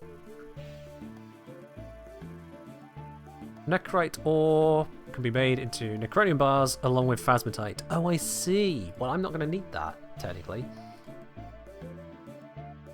But, yeah, I suppose I can pick up that later. I just don't technically need it, because auto smelt. Also, fun fact, this was added well after I'd stopped playing RuneScape for a while. The Daemonheim ores became available outside of Daemonheim for really high tier gear in comparison to the rest of smithing. Problem is, normally you have to mine a whole bunch of the Novite and Deferium and Argonite, all the tiers up to and including Primal. And then you smelt that all together. And then you smith it. With the Relic, you mine the Primal ore, it gets sent to your metal ore bank, and immediately smelted without having to mine the other ores. So another big win for Excavator that Divine Woodcutter and Animal Wrangler just don't even come close to. Mining a single top tier ore skips all of the other ores needed to turn it into a bar. All of it. Like, what the hell do these two have that remotely attempts to compare to that? They don't. They just don't. The teleports are interestingly balanced. The tier 2 is less balanced, I would say, but still interesting. Tier 4, if Production Master worked on smithing, it would be a sell. But it doesn't. Tier 5 melee is far too strong. Tier 6, who needs Banker's Note when you've got that many points? You've got access to 1 billion banks by that point, who cares? Perfection is going to be the winner. Tier 7, I'd say tier 7 is interestingly balanced. Yeah, there's some more obvious options than others there in terms of power. However, personal choice is still relatively well rewarded there. But I myself am still planning to go for Everlasting Faith, despite it being the non-meta option. I don't care how good Ascension and Specialist are. I do care. I do care. It's just I want the prayer one. This here, this particular relic tier. Nah, that ain't it. That ain't it. Oh, the temptation to world hop to see if I can find a good impling, but even then I can only catch up to Ninja at the moment, so if I saw a Kingly or Dragon, I'd just be sad. We're nearly at the 60 on the Necrite though, which will be nice. I still haven't done so many of these basic ones. I have made a Necromancy Potion though. I have made a Necromancy Potion. The game is lying to you. It didn't acknowledge it, and I don't like that. I'll try making a new one when I know it's fixed. Likewise with the Scattering of Ashes, I've offered ashes to an altar, which counted for burying bones at an altar, but it doesn't count as scattering ashes, so I'll get around to that. I'll just need to find some basic demons and immolate them for a bit. They'll be fine.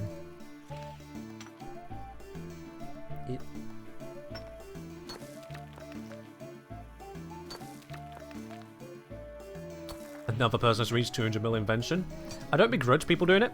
It's just kind of silly that I keep on seeing every minute or so another person has 200 mil invention on leagues. Good God, that skill is charged. Which, yeah, fair enough. I'm now able to earn more marks of war.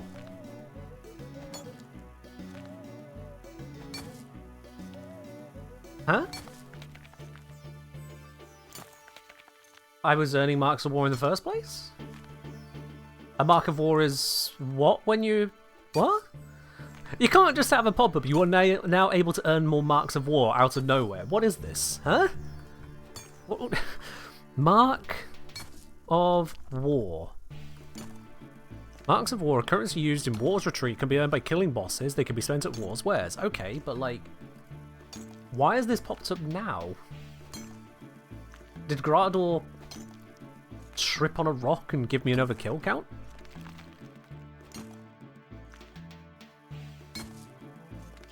Oh, a maximum of 1,000 can be earned per hour. Right, so I guess it's been an hour since the first Grador kill? No. I guess, maybe there was a reset during the run and I just didn't notice as well. Huh.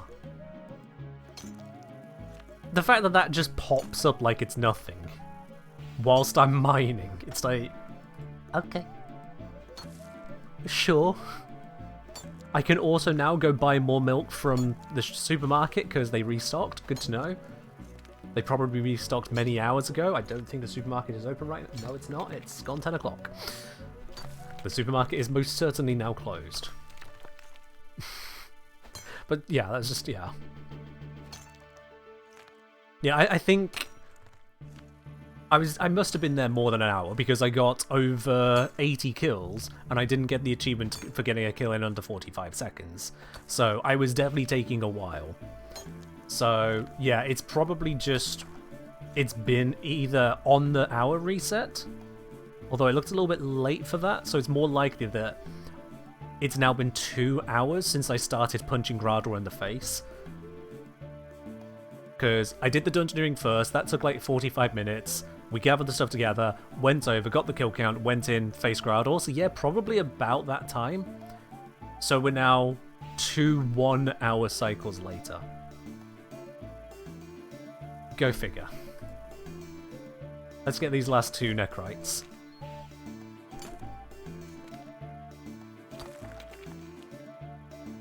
It's interesting that on the whole banking side of things, that's not really the strong part of this relic.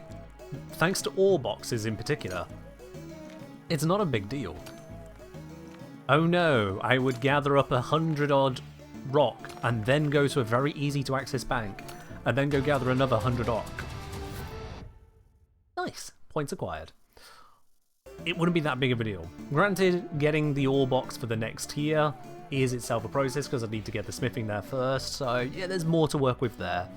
But it's still not an ordeal, and if you're on Mainscape, you just buy the box, really, if you don't care that much. So the whole banking aspect, not a big deal, really. Not for mining. Mining handles it quite nicely. For archaeology, it's also designed to be relatively easy to source stuff. You're not going very far out of your way, so it's a small perk.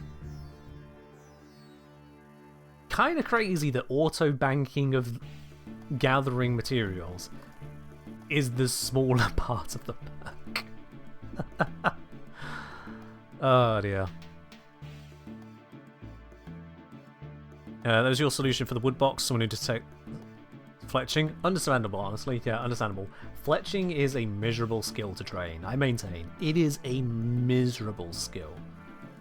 It is slow. If you try to do it more quickly with repeated interactions rather than going through MakeX interface, in some areas it doesn't work. In other areas like Daemonheim, you're still dealing with the clunky interactions of the interface.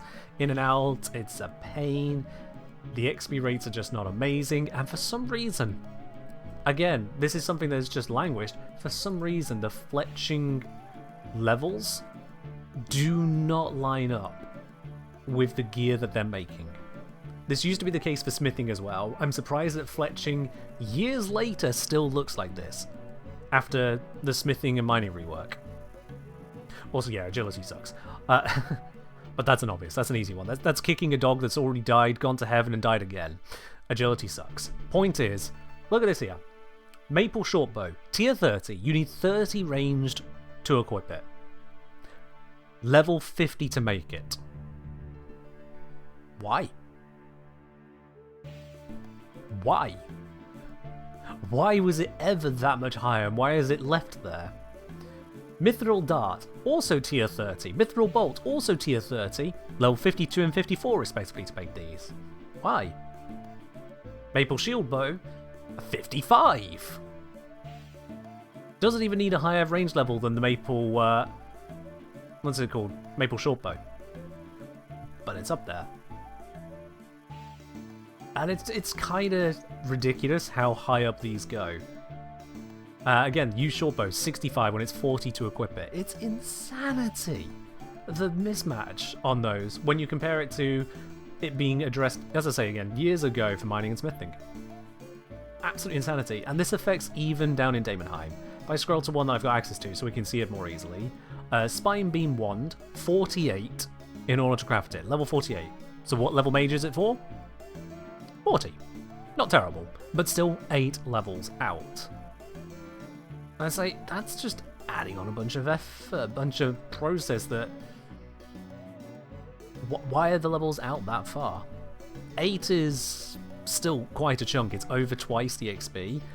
So 24 levels in the case of Mithril Bolt, 25 for Maple Shieldbow is insane. Because that is... Yeah, for 25 levels out, that is over 8 times more XP required to get the level to fletch it than the level to equip it.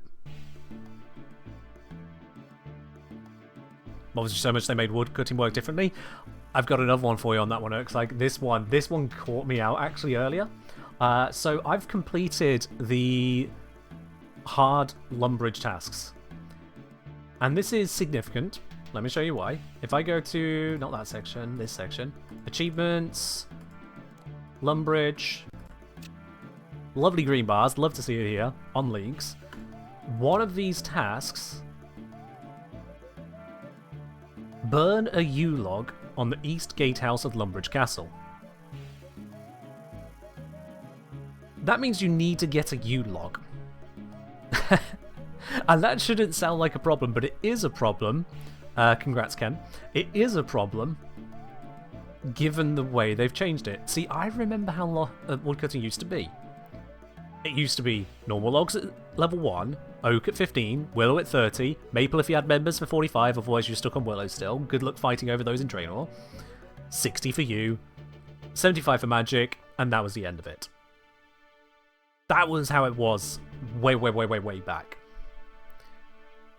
So imagine my absolute surprise of getting to level 60, seeing Mahogany Tree pop up, seeing Chop Evil U Tree pop up, and not U Tree because it's at level 70.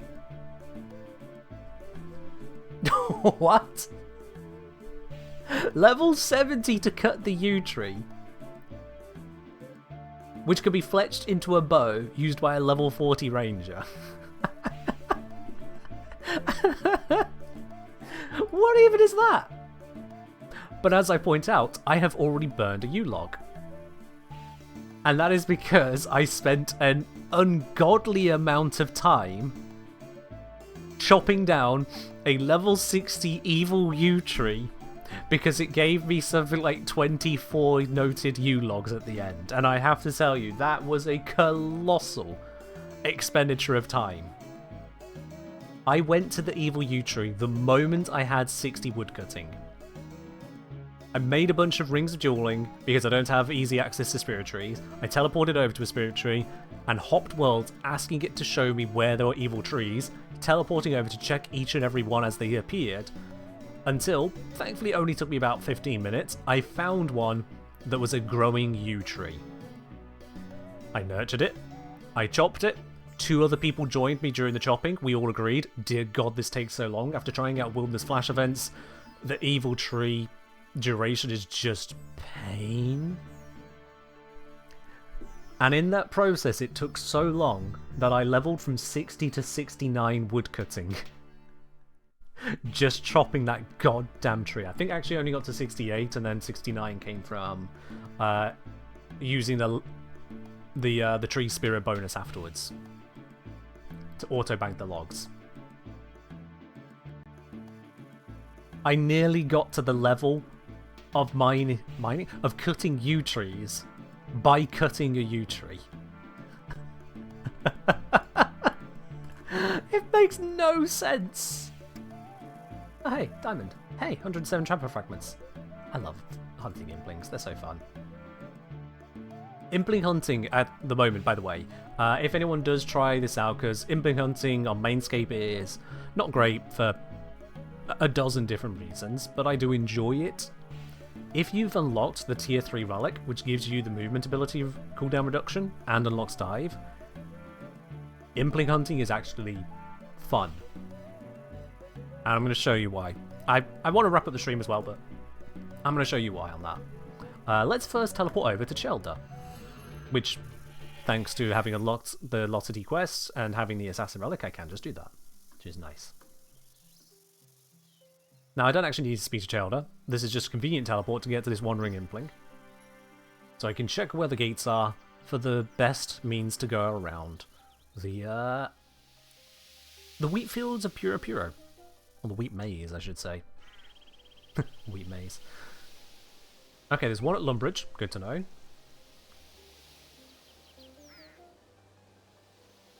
Wish I could exit out of this quicker if I know where it is. And that one, that's Draenor. Yep. As the murk sets in slowly for some reason, but yeah, that is definitely Draenor. Interesting, they're so close to each other. Like, one road apart. Okay, now I know where I'm going. Let's teleport out of here, go get my stuff. I know there's a bank there, but there's a closer bank one teleport away. How fucking first world do you get?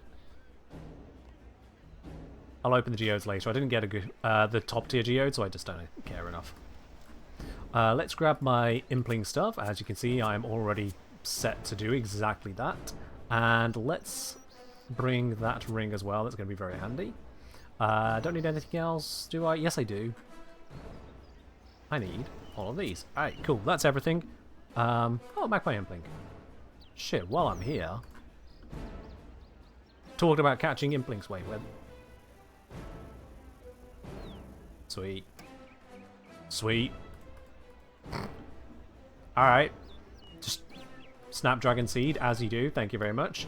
Already extolling the benefits of what we're going to do here. Drop the pickaxe off. I need every inventory space I can spare.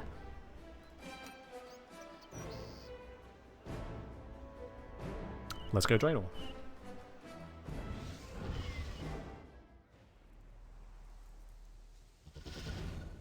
Good. Crop circle hasn't moved yet.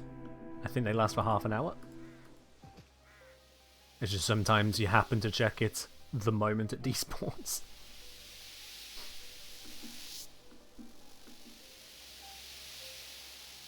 So yes, impling hunting. Let me update stream titles as well in case anyone jumps in on this.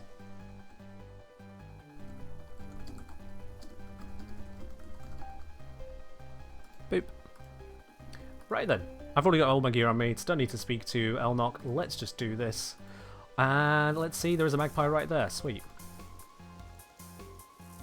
Wait, where is it? There it is. Magpie's a little bit of weight, but I've got plenty of strength, so getting through this wheat should be relatively easy. Here it comes, nice and close. Did it? Oh wait, no, that was a different one. Trust the first magpie I see goes right to the back. There we go. Unfortunate. Broke the first jar, whatever. So, now, demonstration. Let's just look for the valuable ones. There's a ninja one. Dash over to it. Ready to catch it. Uh-oh, it's going to get away.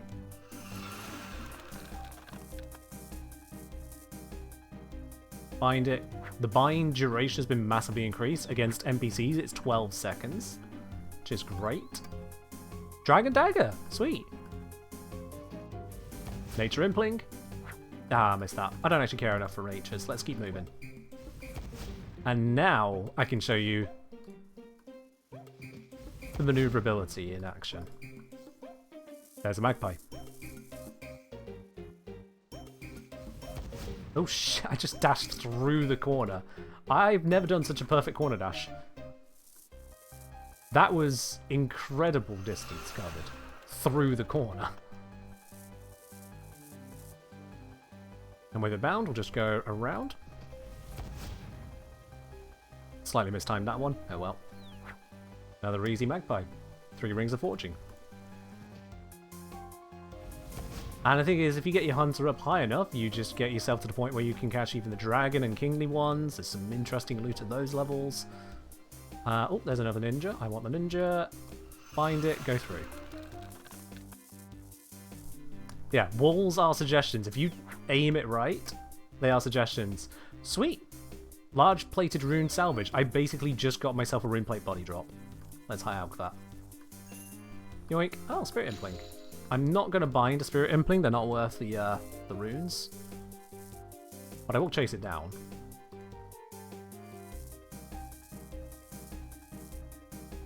I say not worth the runes. I can do easy rune crafting. Ah, unlucky. 50% of the time they have charms in.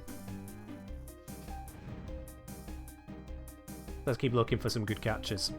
Now, if you're not as strict as me on the catches here, I'm focusing on the good ones right now. But if you're a little bit more flexible, like with that there, that's still 1.6k XP. I'm going to drop the oak planks. Inventory waste.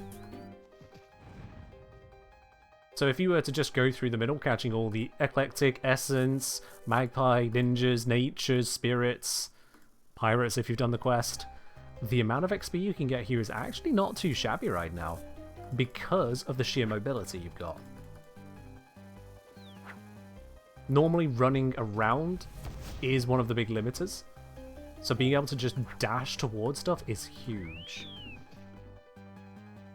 And continuously dash towards stuff, like, there's a nature. And I'm right on top of it. Catch. Boom. Don't want any of those. Oh, I'll take the pure essence though. Irit seed? Yeah, I'll keep that. That's going to be useful. Because farming relic, 1 seed is bonkers. I think I got like 40 herbs from 1 seed at one point. 40 herbs, 1 seed. Sounds like a hack. Well, it's a relic, so it kind of is.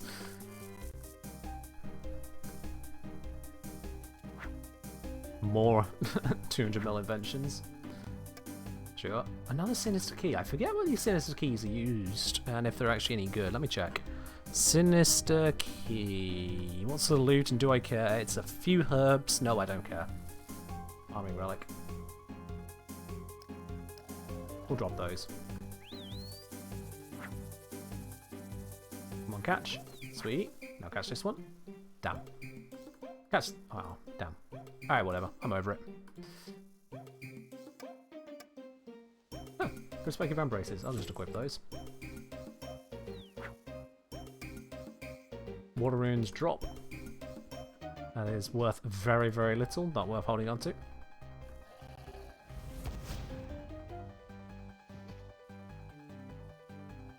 Spirit Impling up ahead. Let's grab that.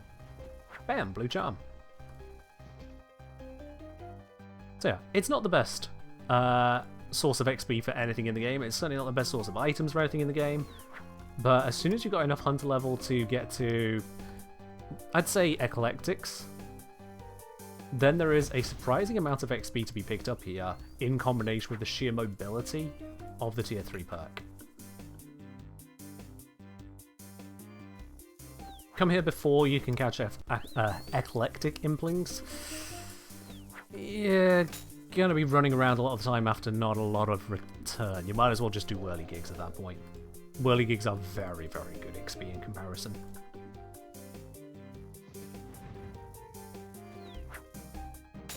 It's still different than fun. It's gonna be a shame to lose this mobility. When Lee's comes to an end, normal Iron Man mode is going to feel so glacial. I'll be quite honest, it might put me off the mode entirely. If I'm very honest with y'all. To go through the process of Iron again, but at not just a fraction of a speed, a fraction of the convenience, might just end that for me.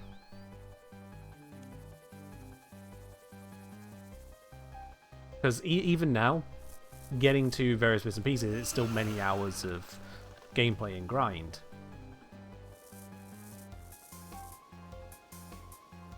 Some of that grind is too much grind, not enough gameplay.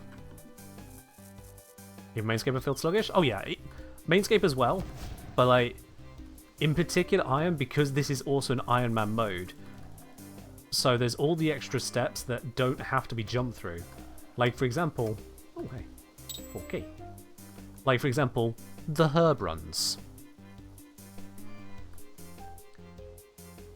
Getting the seeds, and then going to all of the patches and planting them and composting them and praying that they grow nicely, and then coming back later, and every time you're not coming back on time, it's time that could be, technically an inefficiency of farming. Ugh.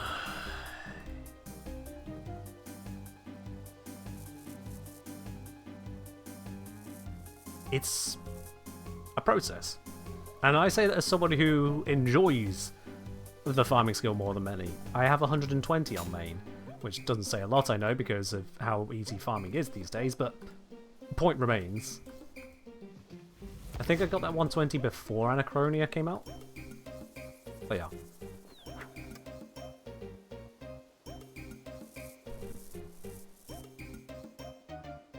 You're not ashamed to admit that many of your daily lamps went into farming? Honestly, understandable. Yeah. If it's not a skill you enjoy, but you would like to have the benefits from, yeah, sure, go for it. I would suggest other skills would probably be more pertinent than farming, because farming is actually pretty damn easy to level if you put in a little bit of time to it, compared to, you know, agility. But it's your character, your gameplay, your choice. You dislike it that much, put the lamps into it, go for it.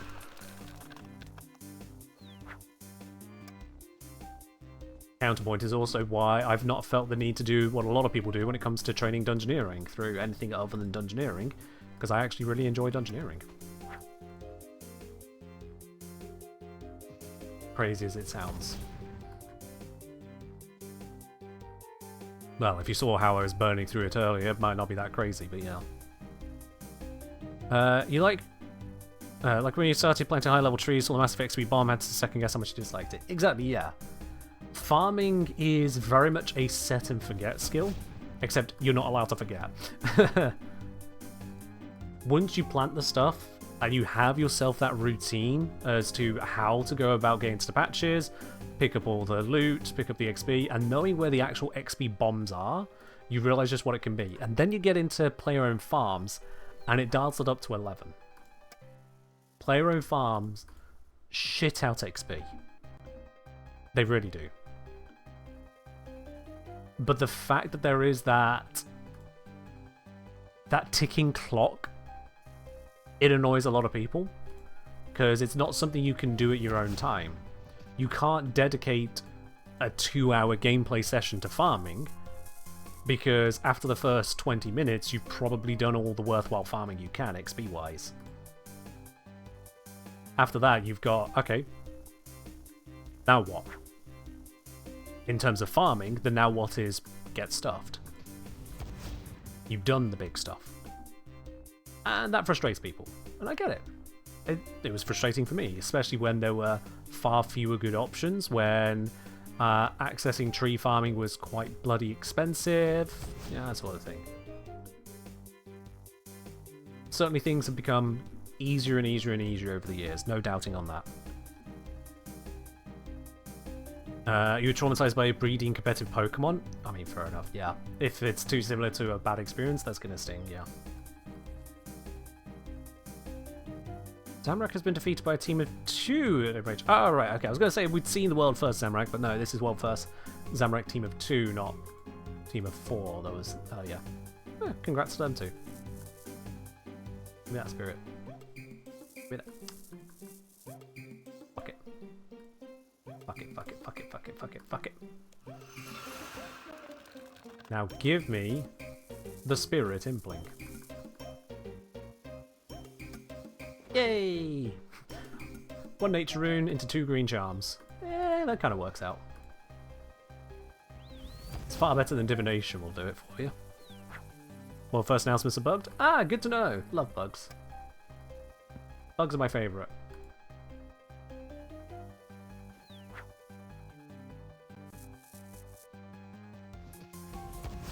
Don't catch the earth. Oh, whatever, we'll catch an earth then. Earth talisman, don't need it. I'm holding the diamonds, but I don't kind of really need them either. They're just shiny.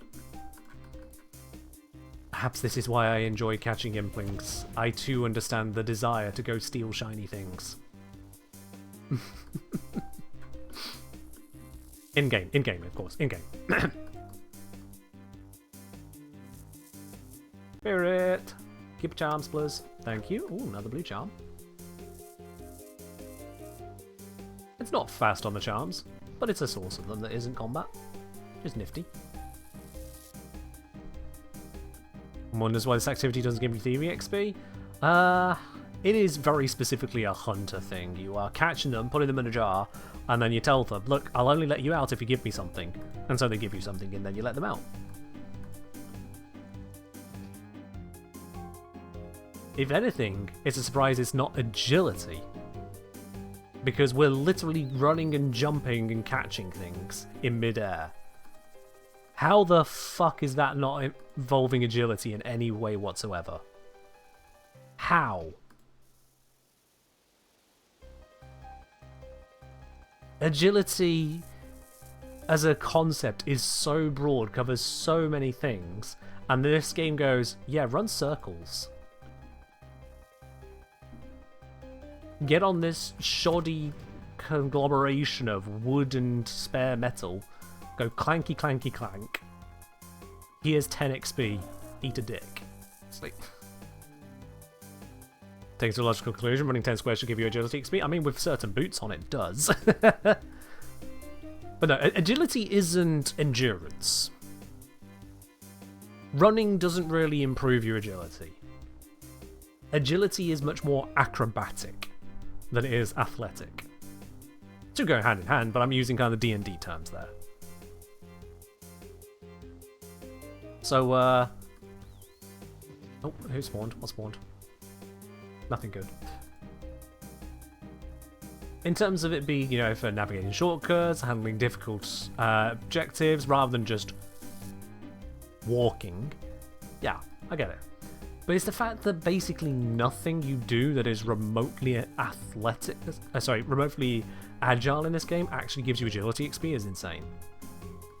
Agility helps with your fishing, it helps with your thieving, helps in other areas, I'm sure. Do you feel the benefits of that? Like, fuck you do. That just seems so weird to me.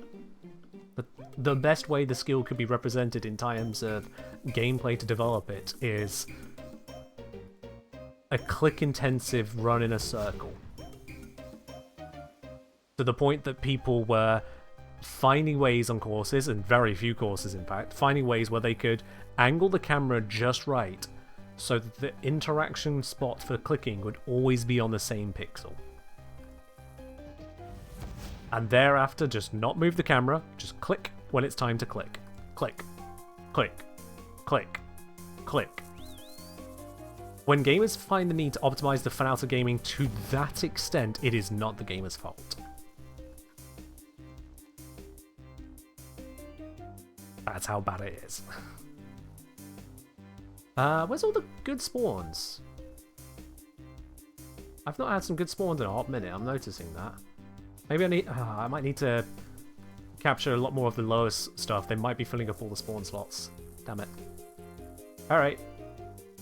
I was never sure if spawn spots actually just are an issue thing in Puro, but I'll be honest, it feels like they are. It feels like, and this is very much feels, it feels like the more medium stuff you catch, the more rare stuff spawns. The basics, like babies, youngs, even as low as gourmets, they don't seem to matter in the slightest. But eclectic, essence, nature, I think those are kind of the central core ones. Am I missing one? Eclectic, essence, nature, spirits are much rarer. Maybe earth, but I doubt it. Capturing those middle ones seems to increase the rate of the rarer ones. See, this is what I was thinking, Regulus. I was thinking, because I've basically never seen a dragon and a kingly. I've spent hours here. I don't want to ever know how many hours I've spent here. If I ever find out that number, it's going to punch me in the gut and leave me wheezing in agony. But the point is, I have spent hours here. I've spent hours here on Mainscape, on Iron, on Leagues, and on Darkscape, for those of you who remember that existed. I've been here a lot, and I have, I think, never seen a Kingly and a Dragon Impling at the same time. Those are two of the highest level ones. Now, sure, they're rare, so maybe it just occurs and I've never seen it. But the various other aspects I've noticed, there are some curiosities. Some curiosities I can point to. For example, many times over, when I've caught an Essence Impling, I've then seen an Essence Impling respawn very near to me, and evidence as part of its respawn is that it's also static, because sometimes it takes a moment for the AI to kick in, it seems. So I go over and catch it, and another one spawned on that same spot. They have particular spots.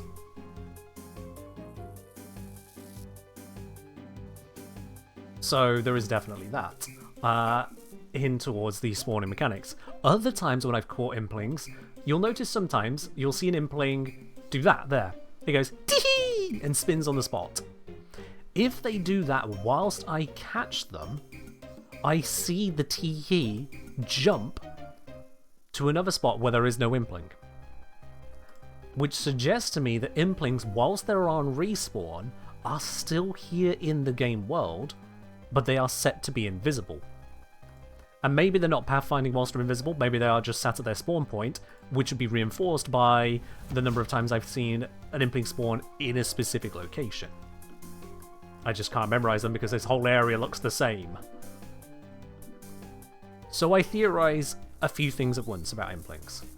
Number one is that there are a fixed number of visible Implings at any one given time. Number two, when you catch an Impling, another Impling is then decided to become visible based on what is available to spawn.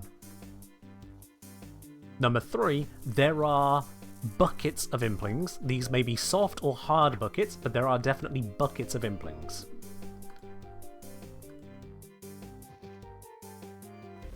Such that by taking out Implings of a of a bucket, you make it where others within that bucket can spawn, higher or lower. So it's not guaranteed to do you better, but it's a roll. How long the league's going to be running for? Till mid-November. Yeah. I don't want the raw beef.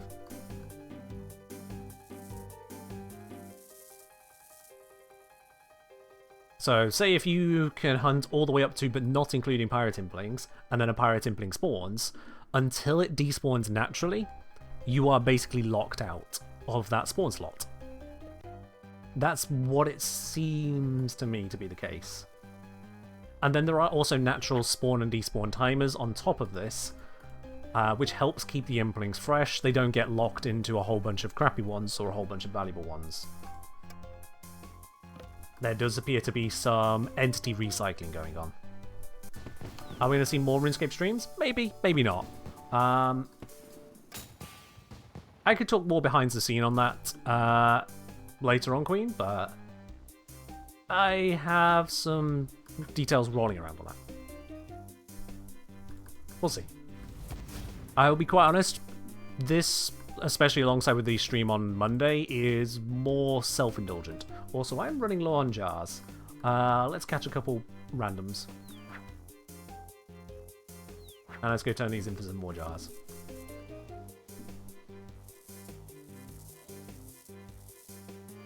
Yeah, these streams have definitely been self-indulgent. I know that not a lot of people in the Warframe community give a shit about this, which, fair enough. Yeah, very different game. But I enjoy it. I want to share that enjoyment. I know that those of you who are watching right now are largely going to say, yes, please, we would like to see more of this. There is a certain bias on that, right? I hope you can appreciate there is a very visible bias on that, because of the 24 of you watching right now, I would imagine at least 20 of you want to be watching this. God knows what the other 4 of you are doing, but there you are. Meanwhile, the other 100-odd people that might typically watch my streams at this time are currently going, oh, guess I'll go elsewhere then. And I can see that. That is beyond obvious. Yeah, let's turn all of them in. There we go. Max armor jar stack. I've got another 8 minutes left on the Farmer's Affinity bonus, but I'm not going to overdo it. Let's dump these off. Store them with him this time, because previously I've forgotten, left them in my bank. But yeah, the mobility abilities being on such tiny cooldowns makes for brilliantly active hunting in Pura there. It's really great, good fun. At least for me. I enjoy it. Also, Dragon Dagger. Yay! Up until 4 hours ago, that would have been valuable to me. Now I'm level 80 attack, and a level 60 dagger doesn't seem to quite cut it, does it? Oh boy, have we obliterated that. Also, Crystal Key. Let's go find out. Come on, Crystal Key. What do I get? What do I get? What do I get? Gamba. Gamba. Give me the Gamba. Where is it? It's over this way.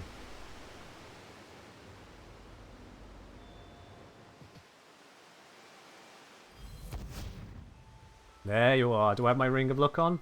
Sorry, Ring of Wealth? Yes, I do. Crystal chest, come on.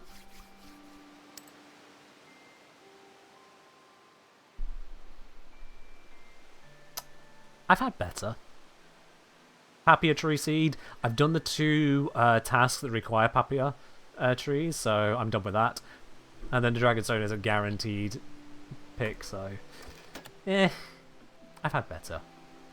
Also, let's restore my prayer because it's still down. Oh shit, that gives you stat buffs. Oh, I didn't remember that. Huh. Only temporary, sure, but they're there.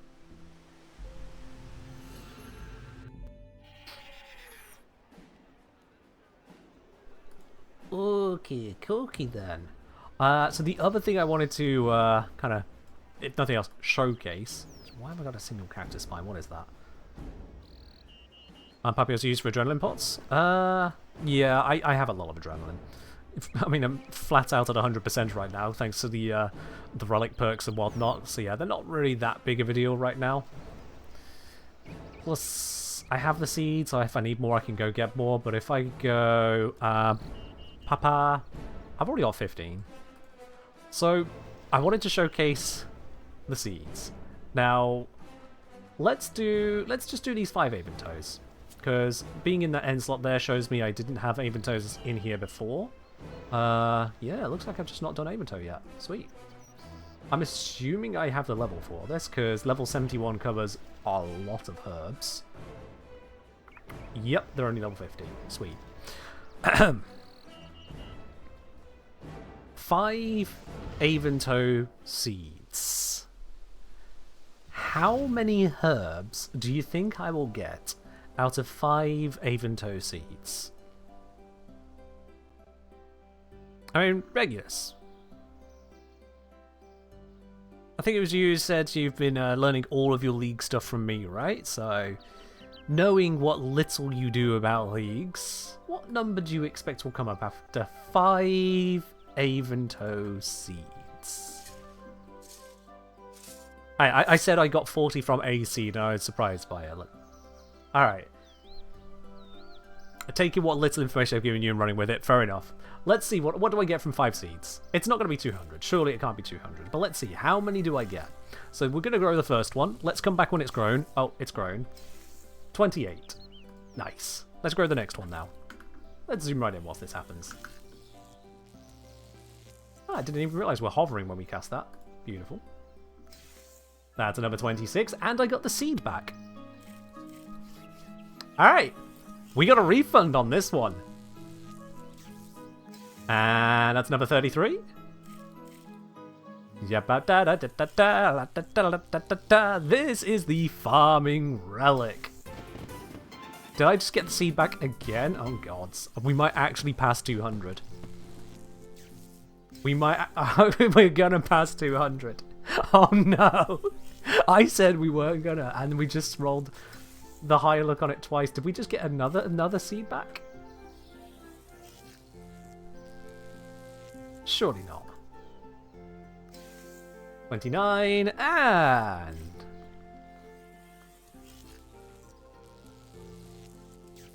Bam! 32. 261. If you did not pick the farming relic, not only would you need to wait for the herbs to grow, so for 5 seeds you would need to do the run around all the herb patches, all the main ones anyway, you would be looking at, what, maybe 10 per patch, Regulus? Would you say at level 70 farming and without high upgrades, 10 per patch would be maybe reasonable? The run will be 16 minutes? Oh, true, yes. The farming time is a lot quicker, though. You're very right, Exike. I should mention that. Farming does just happen faster. It's a passive of just the world. Yeah, all farming crops grow 5 times faster. So 16 minutes, not 80 minutes. Nowhere near as much as a wait. But also, at about 10 per patch, assuming none of them cocked it, you know, none of them got disease and you have to come back again later, you're looking at 50 herbs. And that's if you manage to do the 10. Ray is saying used to 6 per patch. Okay, so let's go with your 6 per patch. That then is 30 herbs, assuming none got diseased. 261. No teleporting around, no composting, no 1 by 1 by 1 by 1 by 1 picks. 261 herbs in Catherby. In less time than it takes you to make an entire inventory of potions anyway.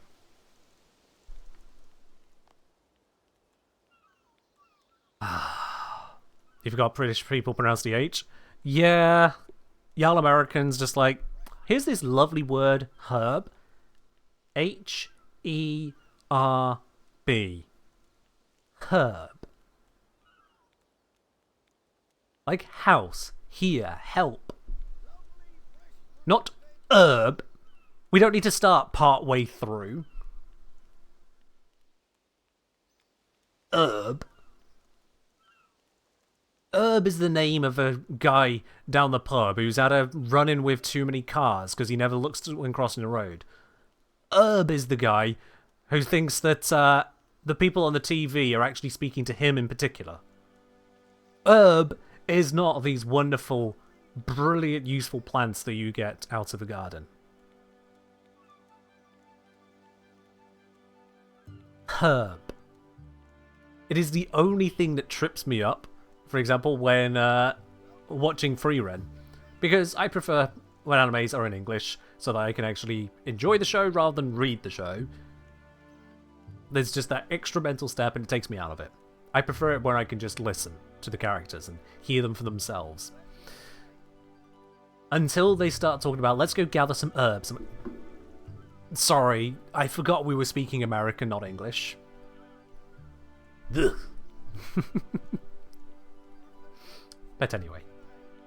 Herb. Oh, I did have some Aben toast. Well, I think I had a singular one. Now I have 262. And the thing is that this looks like it is a absolutely crazy farming relic. I want to point out it's not just an absolutely crazy farming relic. Because the herb seeds are planted at max amount with only the base amount of seeds used, with ultra compost, with a 15% extra chance of increased crop yield, with saved planted seeds, with instant growth and instant harvesting.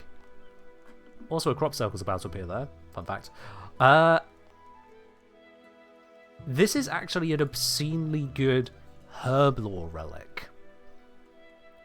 No planning of farm runs, no keeping up on them. Just take a whole bunch of seeds whenever you're ready. Pick, pick, pick, pick, pick. Herb lore. I can just... Now with all of these, spam out the XP just from cleaning alone. There is an achievement to clean 50 grimy Aventoe. 50. I got that from 2 seeds! I got that from 2 seeds! That farming relic is level 200 farming. That's what it is.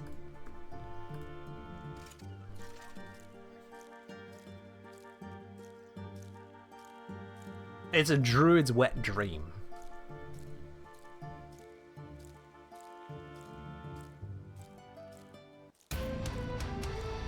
Yay! 30 points for cleaning all those Aventoe, which were not hard to get whatsoever, because I got to just instantly grow a shit ton.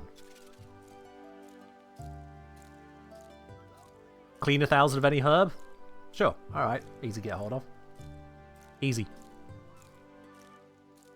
So yeah, that's why Farming Frenzy is so goddamn good. 5-finger discount, don't get me wrong, is great for just thieving.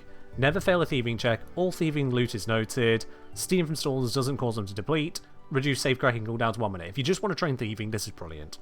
Thieving is a good source of clue scrolls, but so is combat, so it's not really that big of a deal. Thieving is a good source of seeds, but so is combat, so it's not really that big of a deal. If you don't ever want to do combat, then I can see the value in 5-finger discount, because a lot of what it offers is best otherwise obtained from, and in fact better obtained from combat. Golden Footed is, like I said earlier, if you either don't want to do agility at all, or if you're forced into doing agility, at least you can get some kind of money out of it. Upon completing agility course lap, receive 1k per agility level. So I would get 65k per lap. Honestly, that's a lot of gold. That is a lot of gold. 65k per lap. Yeah, that's pretty nice. But you're spending your entire relic to get some more XP from agility and otherwise get some GP. That that money is not going to buy you your herbs.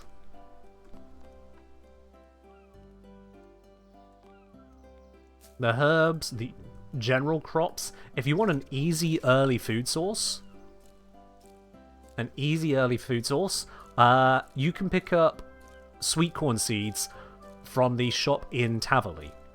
The trainer, the tutorial to farming, sells sweet corn seeds. Sweet corn seeds have an infinite stock because this is leagues. When it comes to sweet corn, then, you can grow an obscene number of those crops. And with those obscene number of crops, you can cook them into something that heals you for 830. And is that a level 1 constitution? Let me just check. How's this work exactly? Sweet corn. Could be cooked into... Cooked sweet corn, there we are. Let's see. Yeah, it restores 10% of your life points. So, no matter what your level is, it's 10% of your health. So, my current life points are 8,300, so that's why it's 830. If I were to equip my armor up, let's just quickly do this. Bap. Bap. Bap. Good boots. Oh, that's a war priest. I want a war priest one. There we go. And... Bap. 9,500, because I got rid of actually a bunch of the life point bonusing stuff. Oopsies. Where's the shield gone? There it is. Now it's 9,535, and so the sweet corn gives me 953. And yeah, you can also use it on a higher level baked potato. Yeah. Level 67 can be used to make chopped tuna with corn. Yeah, so tuna corn. And if you make it all the way into a tuna potato, it's a 2,125 healing, which is a lot in a single spot. But just in itself, you just get the sweet corn out instantly, and then it's quick to cook, bunch of cooking XP, bunch of healing, stupidly efficient food, quite frankly. And the seeds... Can I... Thank you. I didn't click on the game. The seeds... Stupidly easy to obtain. You go to Taverley, and you go... Trade, head Farmer Jones. Don't mind my U-tree. And here they are. 8 GP per seed, you need 3 for a plot, so it's 24 GP for a single plot. And I think when I did this, I did 10 harvests, so I did 10 lots with the relic, and I pulled out something like 200 sweet corn. Shop stocks instantly? Yeah. So you could just buy. On Mainscape, you could only buy 3 plots worth, and then you have to wait for it to recharge. Magpie. Sorry. I am distracted the person. Yes! 3 amulets of power. Nice. Anyway, yeah. So the shops, because they restock instantly, you've just got unlimited sweet corn seeds there, so it's no limit whatsoever on that. So it's a stupidly easy source of food. And as I say, you just cook it up, or you got the cookie XP as well. So if you hate fishing, need food, bam, you're done. Bam. You remember the RS subreddit losing their minds over the shops? Oh yeah. When I heard that old school leagues had infinitely restocking shops, and there was the clamour for it to be a thing in RS3, I was like, wait, that's a thing? That's a thing they'll introduce? That huge barrier to Iron Man's dumping all of their cash into items? That barrier would just be removed? For free? Hell yeah. Oh, 6 compost. That's useless to me. Oh, this mobility is so fun. If you have enough money, curry is 800 GPA to Chris. Yeah, it is. If I just go teleport to Priv. I mean, you don't really need to do farm levels that way, to be quite honest, because, you know, player-owned farm exists, but you're absolutely right. You can just go over here.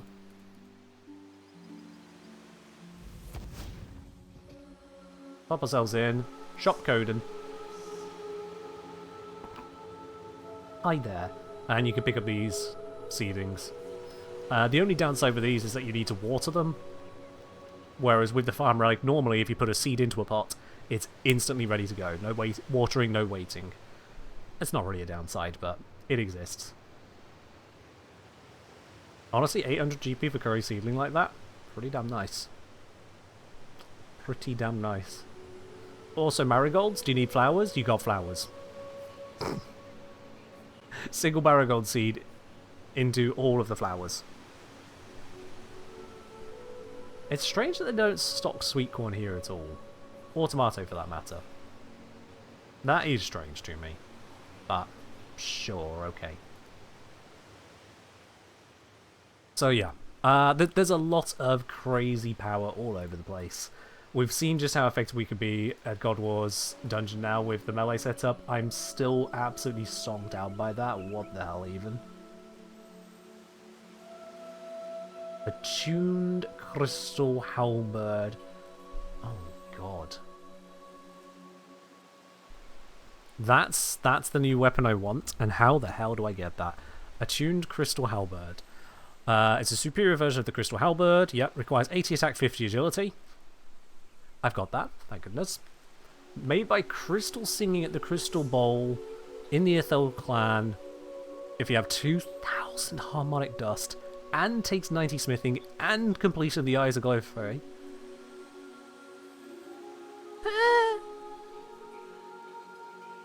And it degrades?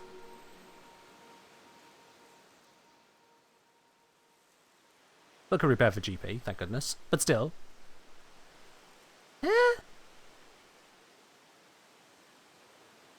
And if you let it fully degrade, you have to remake it with harmonic dust. Oh dear god. That's horrible.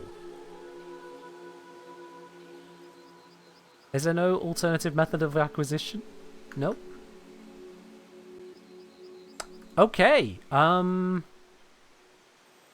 you can slide the elf chick some cash for it as well? Okay, what a way to put that, but more to the point. How do you mean you can slide us some cash? Because it says about the repairs there, it doesn't say about the getting. I think this is... yeah, there's the bowl. Why do I remember all this?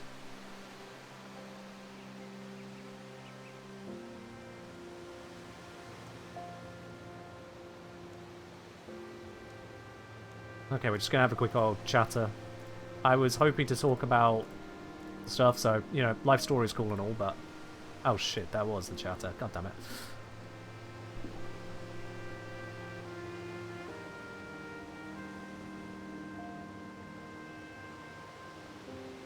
Still need to do the quest.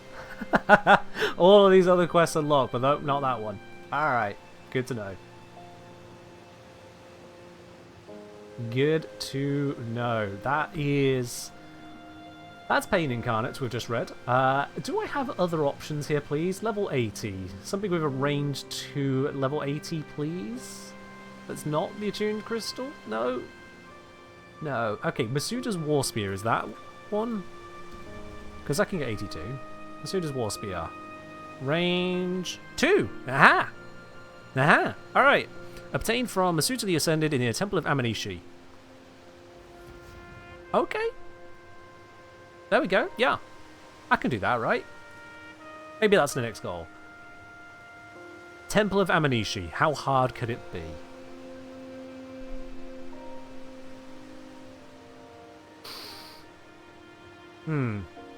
Something tells me it's not going to be as easy as God Wars Dungeon 1.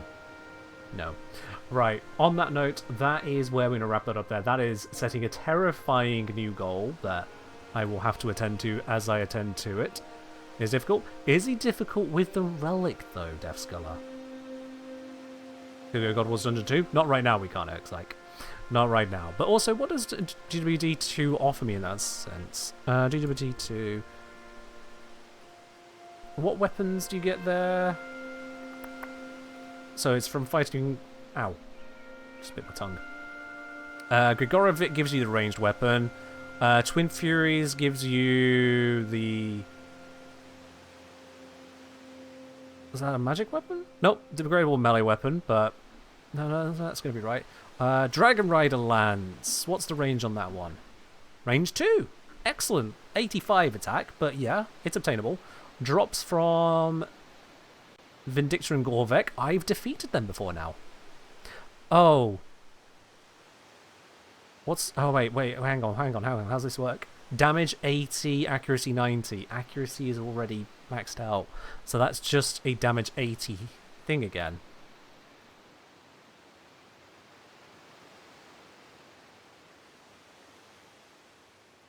Yeah, I think you've got it the wrong way round. Because the lance is usually more accurate, less damaging than a weapon of its tier, right? Yeah, accuracy tier 90, damage tier 80 on an 85 weapon.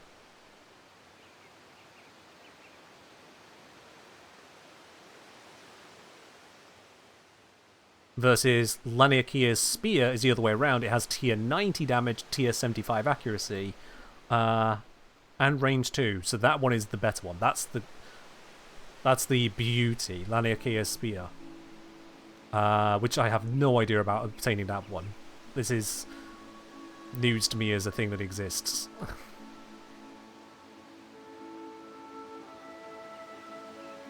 And that is level 82. Yeah, Laniakia's spear. Okay, where does that one come from? Dare I ask?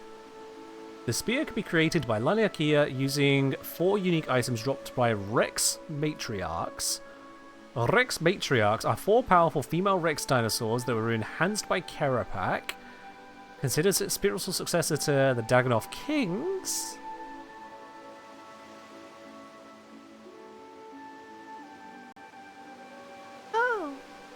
Oh, is that all? Okay. And if I were to say attack the one that is weak to melee, specifically Rathis, what combat level? 888. What was Grador? General Grador was combat level 624. Yeah, that's a bit of a jump. 40k life points to 190k. Oh, it's that all. Oh, is that all?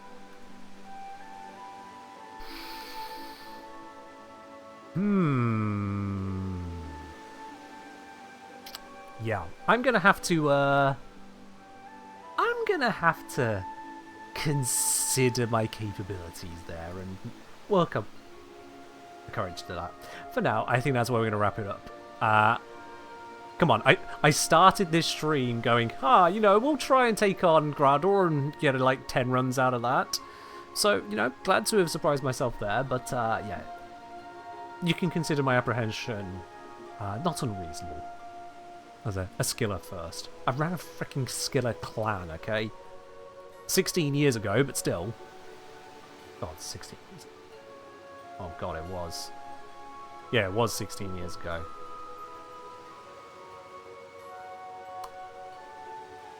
Bye.